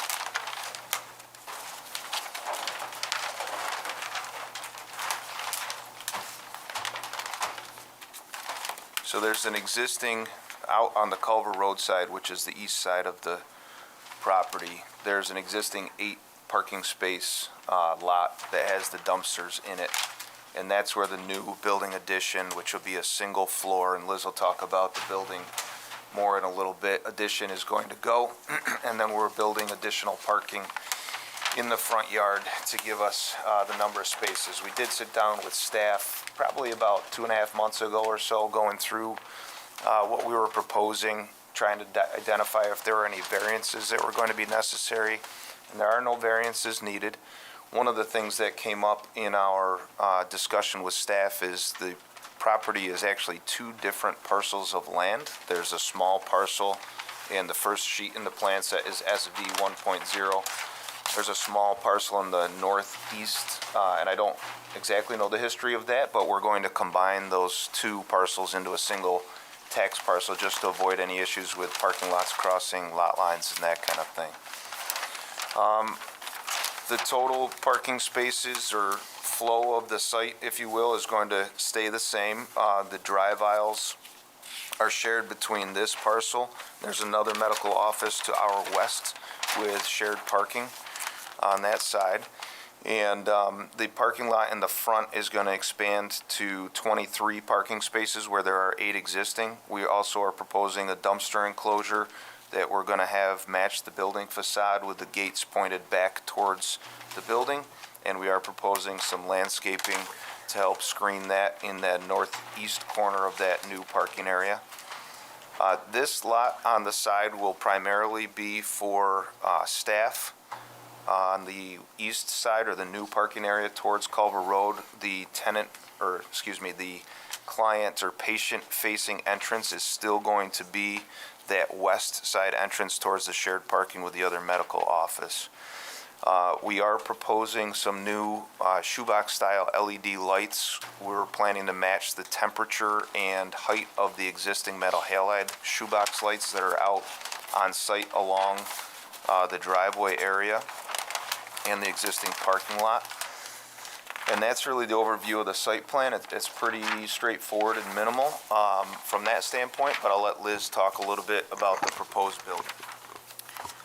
So if you look at our floor plans, you'll see, so that, as Matt said, the entrance at the front of the building, as we'll call it, facing Culver, is really primarily a staff entrance. So only staff would park in that lot, and only staff would use that entrance. There are kind of 2 what we'll call pods for, like one for each doctor, where they have several exam rooms, an office for the doctor, and then on the other side of the building, there are some administration offices, and then that connects through a couple different areas back into the existing building, and there's also like a very small kind of secondary waiting room, like as you come into that space from the main lobby. So on the elevations, this is just a 1-story addition, we kept it at a flat roof. We tried to keep it as low as possible. We do have some equipment on the roof, which we showed on the elevations. The existing building was built, I believe, in the mid-90s. And they have a furnace system in the crawl space below the building. And we chose not to go that same route for the addition, just because we wanted to do something more sustainable and energy efficient. So it's going to be an all-electric system in the addition. So that's why you have those 2 pieces of equipment on the roof. Those are, I believe, heat recovery ventilators. And then several small heat pump units on the outside. So we did locate on the elevations some of the other existing equipment that is currently there, and some meters that we are relocating to the side of the building that faces the expressway. So one other note on the landscaping, we do have several trees that we need to remove in the front yard to facilitate building that parking lot. They are rather large and interlocked a little bit. We're maintaining the largest tree, or excuse me, not the largest tree that's coming down, but the big tree that's out towards the road. If you're familiar with that streetscape, it's pretty difficult to see that building facade that's out there unless you're looking right down the driveway. I believe the signage is staying exactly the same out at the front with the landscaping the way that it is today. So everything will be inboard about 70, 75 feet off of the back edge of the curb of the roadway. So with that, we'd love to hear any questions or comments that you guys So may what have. you mean by that is it's not going to change the view from Culver Road, is what you're saying? Not significantly. I mean, we are taking down a couple of trees, but we're leaving that. Two? There's some smaller landscaping that's just grown up over that, but the two large ones are coming down, yeah. Okay. This is what it is right now. And you're replacing that with 4 bushes? For the proposed landscaping, you mean? Yeah, we have a couple decorative trees, but generally pretty minimal on there. So we have 2 SRs, which are the Japanese tree lilacs, one adjacent to the building, one along the north side, and then some foundation plantings along the face of the building. That's on sheet C 4.0. And the ones that behind the dumpster. And behind the dumpster, that's correct, yep. So where are they coming, oh, so you're not showing existing right now? Existing are shown on the demolition plan. If you take a look at C 1.0, that has the existing ones that are being removed, that's correct. So there's 2 large trees and then 3 smaller ones and some various bushes along the front of the building. Do you know what kind of tree this one that's 48 inches around is? I don't, I believe it's a maple, but I'm not. Yeah, I think it's a sure silver on that. maple. It was out there today. And that, for example, we show that 16-inch tree underneath the canopy of the 40-inch that has the landscape wall around it. It's kind of growing up and through the canopy. It's not a super healthy situation for those 2 trees. So the ones with the X's are the ones coming? Those are being removed, that's correct. Yeah, the 10, the 6-inch, the 6, those are smaller trees, bushes that are not significant from a tree standpoint. The 40-inch and the 48-inch are the 2 substantial trees that are being removed.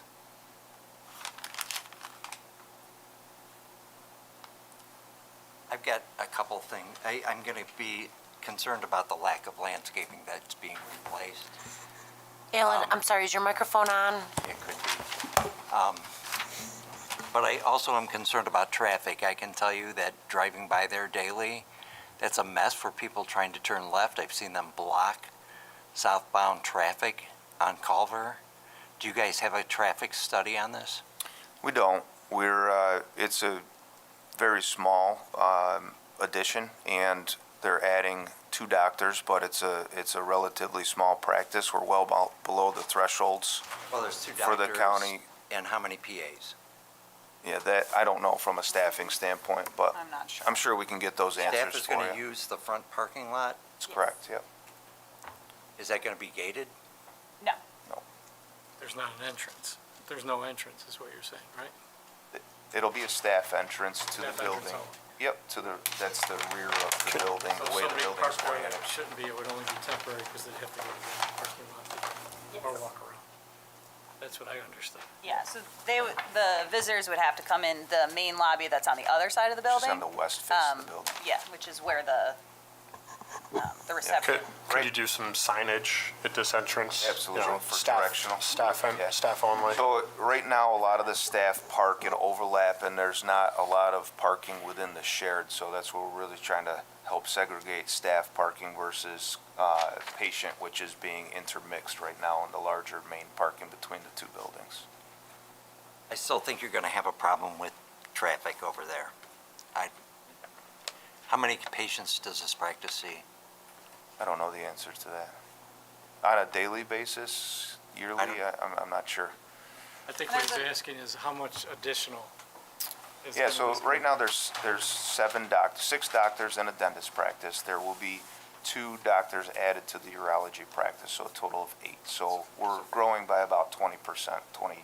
Right, but is that, So- what's the formula for patients? So each doctor covers 4 rooms, but not all 4 rooms would be used at the same time. So they'd be only seeing like one person at a time, like rotating through those rooms. So I don't know if that is helpful. I could try to get a better answer from the I client. think that's what he wants to know, Sure. what's the additional traffic that's gonna, Right, because I'm Already- counting more than 4 exam rooms on this, I think. Aren't I? In the addition, there's 8. Yes. I think if you can just get us like an ITE traffic generation number Right. for an additional 3,900 square feet of office space. because you're saying it's insignificant, but I think, Alan, you want to hear how significant. Anecdotally, I can tell you it's probably not going to be insignificant for the idiot that's going to block the southbound lane, right? I mean, I think that happens with the development as it is. Right. And Yeah, we're- so there is another can see what- building behind them What's going as on well. across the street. There's 2 other buildings There's behind a them. couple back there. Yeah. Uh, There's one where Lattimore is or For- used yeah. to be, and then there's Lattimore's another Imaging- building There's an imaging one. with back there. Eidenborg in it. Grow is in there. And then there's this building. You're not removing any of the building, right? No, it's You're a just adding simple on, addition to the front. and it's all going to face east, right? Yes. New building is on Okay. the east face, that's correct, yeah. So tell me how many pieces of landscaping are you guys putting in to hide this lovely dumpster and, Well, we have 6, emerald green arborvitae's that are being planted at 36-inch height, and I believe that the dumpster height's gonna be 7 feet to the top of it, but I can verify that. That's in the northeast corner.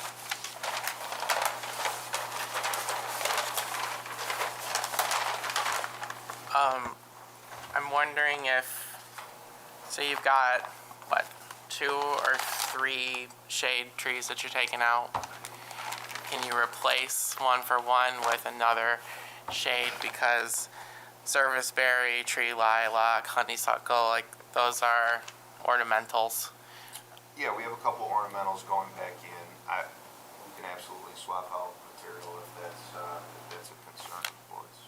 Yeah, I definitely want to see more trees through the front. Through the front, yeah. Some, front lawn. And then also check your screening around that dumpster. You're calling the arborvitae's is 30 to 36 inch tall in the schedule. Definitely gonna want those to be taller than that. Is that the height they planted? Yeah, that's just the height at planting. Those grow almost a foot a year, so I would Yeah. anticipate that that's gonna be. You can get them 5 to 6. We will absolutely take a look at shade trees in the front yard. One of the benefits, my understanding, and part of the reason why the landscape architect selected not putting something up there is that tree right now is being crowded by the larger and making sure that there isn't long-term impacts Yeah, to I mean, that, so. I think that's the red maple. Red maple, yeah. Yeah, the It's crimson Very Norway. spread out, yeah. Yep. It's a nice tree, but I still think you're gonna be losing quite a bit. Yeah, you In- definitely in are that losing front. a lot Yeah. out of this thing. Sure, understood. And it's going to be a parking lot, right? It's not going to be a building up close to the street. Correct. Is a dumpster, can that get moved to, so it's not against Culver Road? So it's against the property line on the north?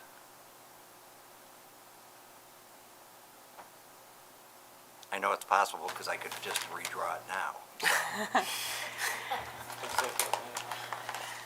Right here. Yeah, so from an orientation and location standpoint, we're putting the solid masonry wall towards Culver with plantings to screen, and we're also making sure that the gates don't point towards the service entrance, so. So the entire enclosure is going to be It kind of enclosed is with oriented closer, yeah, with the gates towards the building, if you will, so that we're not worried about them being left open, swinging into the drive aisle as much in that location. We're able to backside, I do think it's the right location for it, because if we orient it north, it's either Yeah, I closer just to the building think or- aesthetically, as you're driving by, you're gonna see it, right?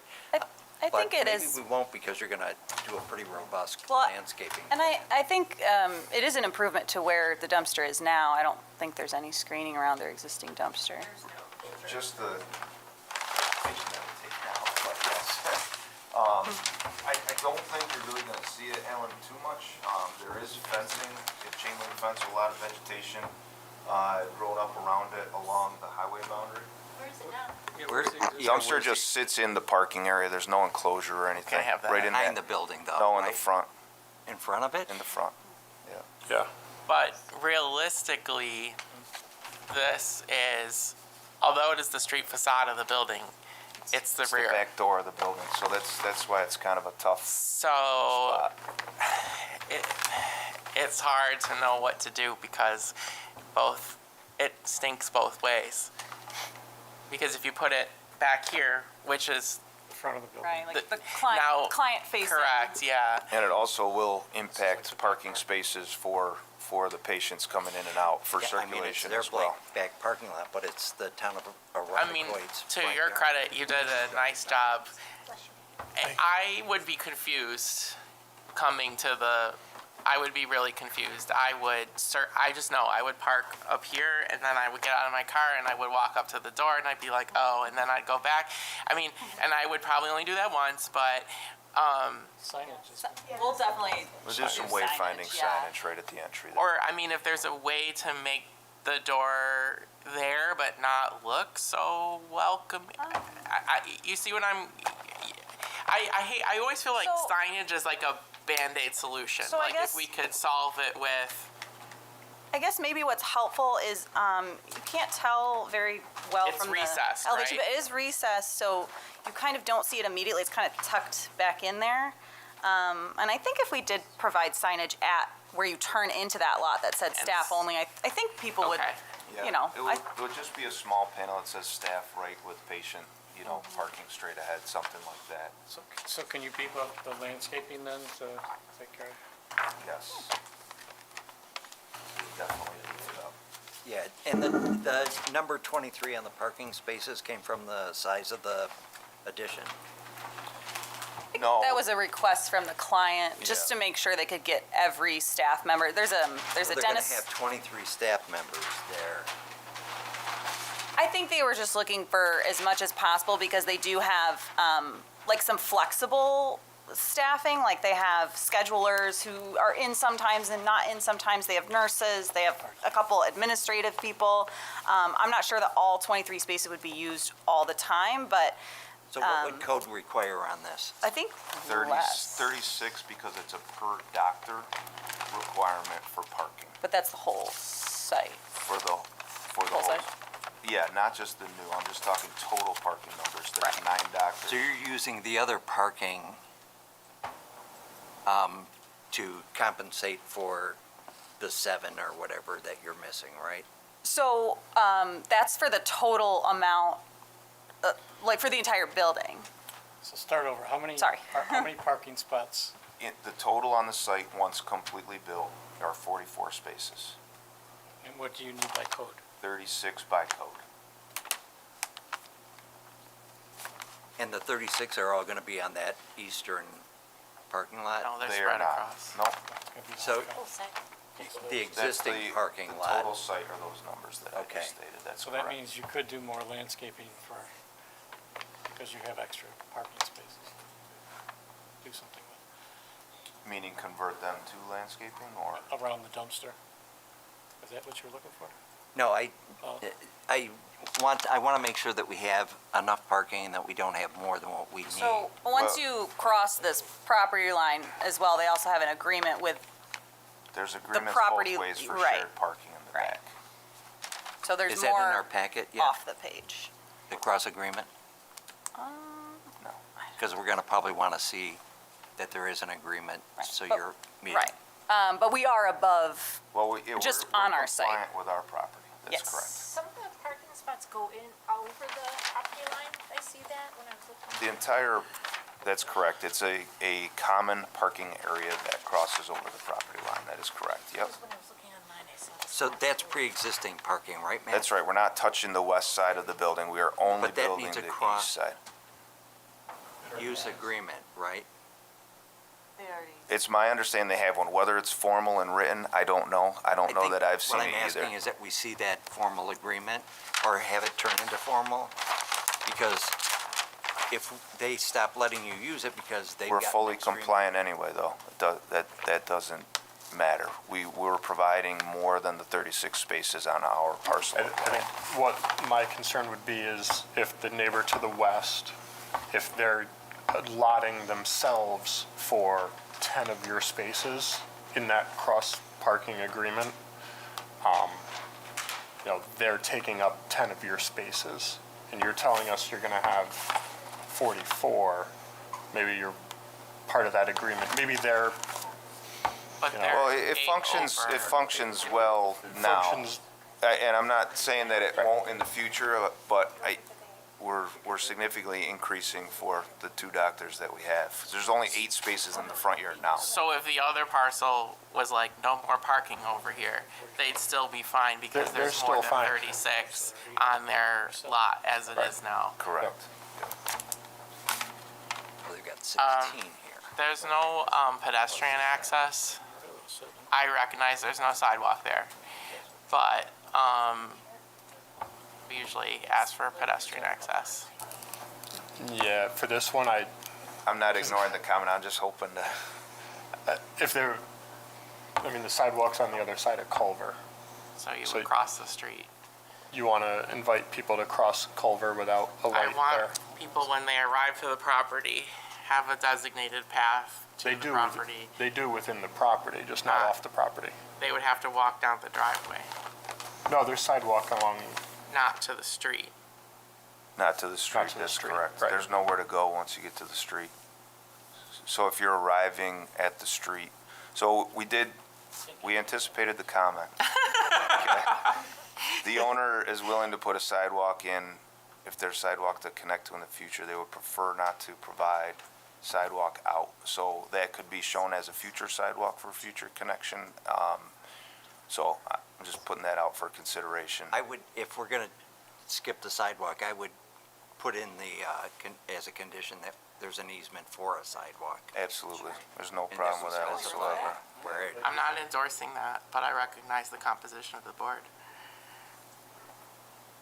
if there was a sidewalk out there on Culver, absolutely. I'm just saying, if you came on a bus, if you came on a bike, or the last 100 feet or whatever should still be, that's the property's responsibility. What the town does with that is up to the town and outside of our control. Hopefully one day there might be a sidewalk there, and when it does come in, then they're all ready to go. We wouldn't be able to come back really and be like, put in a sidewalk now that there's a sidewalk on Culver. I mean, realistically, I Well, don't we see can that put that a would. future sidewalk to doubt- be connected if sidewalk Realistically, constructed I along doubt the right that of way. anyone even would Show it on the remember site plan. that is on the site plan. But we got it covered. They're saying, you're saying if the town puts a sidewalk in, you guys will put a sidewalk. Correct. But what you're I'm, putting a sidewalk in for employees, right? Sidewalk at the parking lot, So connect to if the you door, ran same a few configuration. more feet past the other direction. I'm not crazy about your snow storage either. So I just want to clarify to the board that Culver Road is county road, but it's also jurisdiction of the city of Rochester, Yeah, no, I know. all the way down Culver Road. Just so you know, if anything's being proposed in the right-of-way, that would require Monroe County DOTs. I don't know, okay? Matt, how much space is between the parking, where you want to store the snow? Which plan are you looking at? I'm looking at C2. C2, okay. Go ahead, I'm sorry. Just the amount of space between where you're storing snow and the drive aisle. In the southeast corner of the parking area you're talking about? I mean, really, we have the whole eastern end of the parking and to the south in the area there. There's substantial snow storage out here. Yeah, I understand that, but you've identified this is where the snow is going to go, right? You're talking in the southeast corner here? Yeah. Yeah, that's probably 25 by 50 So there's 25 feet from the edge of the parking to... from the south edge of this parking to the drive. Yeah, Yeah, that's 18, and I think that's 7, but yes, there's 25 feet there. okay.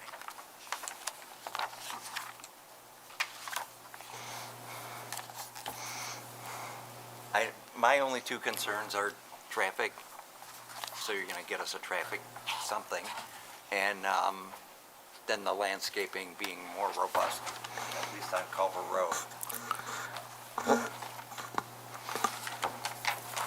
Any other questions? I think John had one. We'll do just a review of the drainage, et cetera, but we don't anticipate having extensive comments on this. And then Matt, for the south side of the driveway there, some of the neighbors on Brookdale Park looks like they got solid fencing, but 258, which is going to be almost opposite of your new exit out into the road, to the private road, and then 2601 Culver, you know, you got backyards there and you got a house right there and it's kind of open, you know. The Google Street View, the arborvitaes look like they're in rough shape. Anyway, we could extend a fence across the back of 258 Brookdale Park and, you know, bring it, I don't know, call it the halfway point for 2601 Culver. Just extend a 6-foot stockade fence to match up with, you know, not what the neighbors have, but just extend a fence there for light screening. Yeah, we can take a look at that, John. It may have to be some additional landscaping. I know the main gas and electric feed RG&E's Right got an there. easement through there right along that south line, our south line, the north line, and that goes all the way back to the buildings in the Okay. back of us too. So I don't know that we'll be able to put a fence there, but we may be able to supplement some Maybe throw some landscaping. plantings in or something. Yep. And then back to the sidewalk question. If a sidewalk was to be built on Culver Road, and this would be for staff, would the town take ownership and maintenance of that sidewalk? I believe it's city of Okay. Oh, the boundary's right there, okay. If I'm not mistaken, I would have to look back at the records, but when Quickly's was built, I believe it was Monroe County DOT. Okay. I believe, don't quote me on that. That's who approved, so Monroe County DOT is the city of Rochester's traffic engineer, so they review all traffic improvements with it. So they would have done it regardless of who the owner was, Okay. being the reviewer and probably the owner of the signal, I would guess. They put a new signal light in. So that's where I'm thinking. Okay. And you said you'd be amenable to, if there was a public sidewalk installed on Culver Road, to extend up to the building? Correct, so we will grant a sidewalk easement along the frontage to facilitate.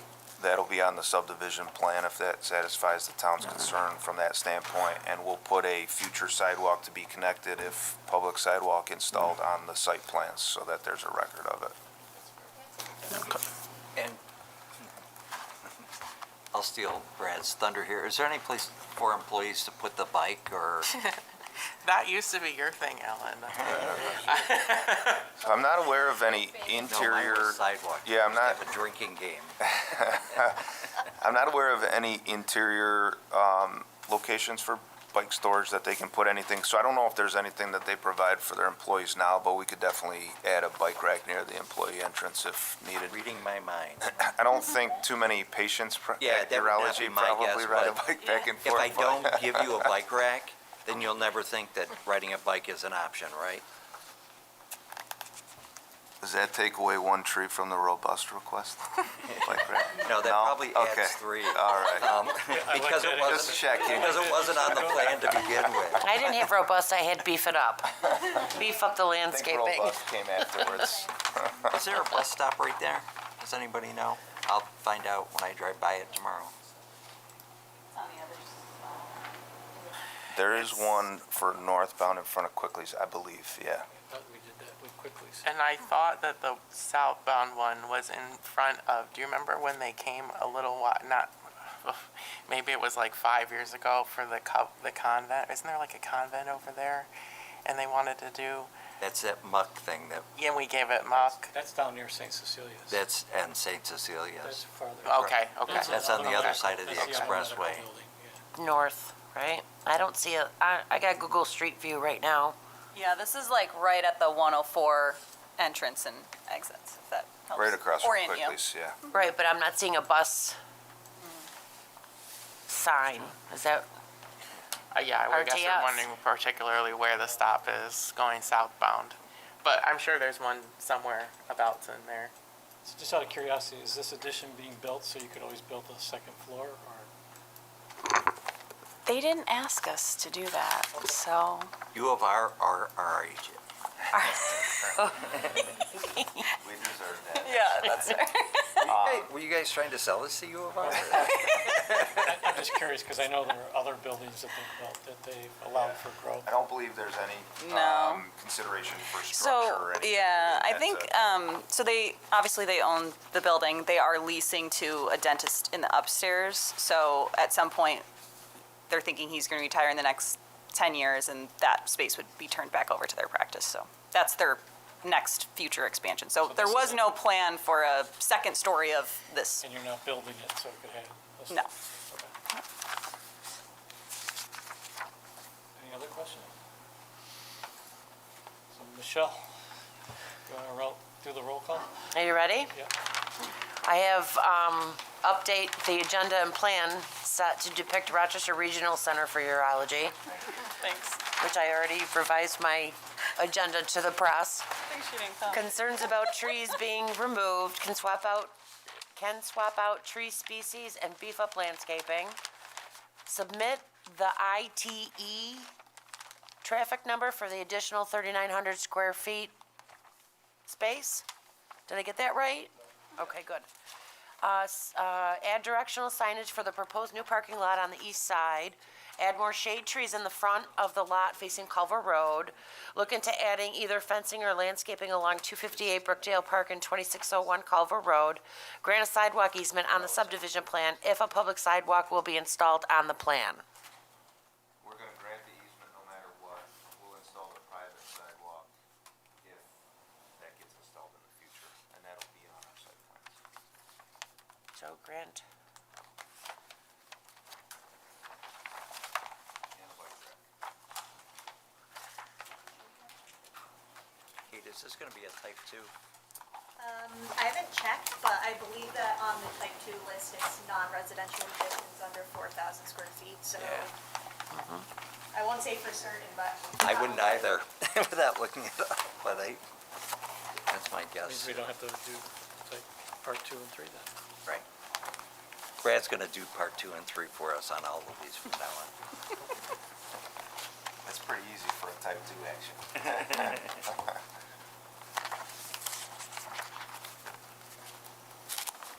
So I'll volunteer to do that one.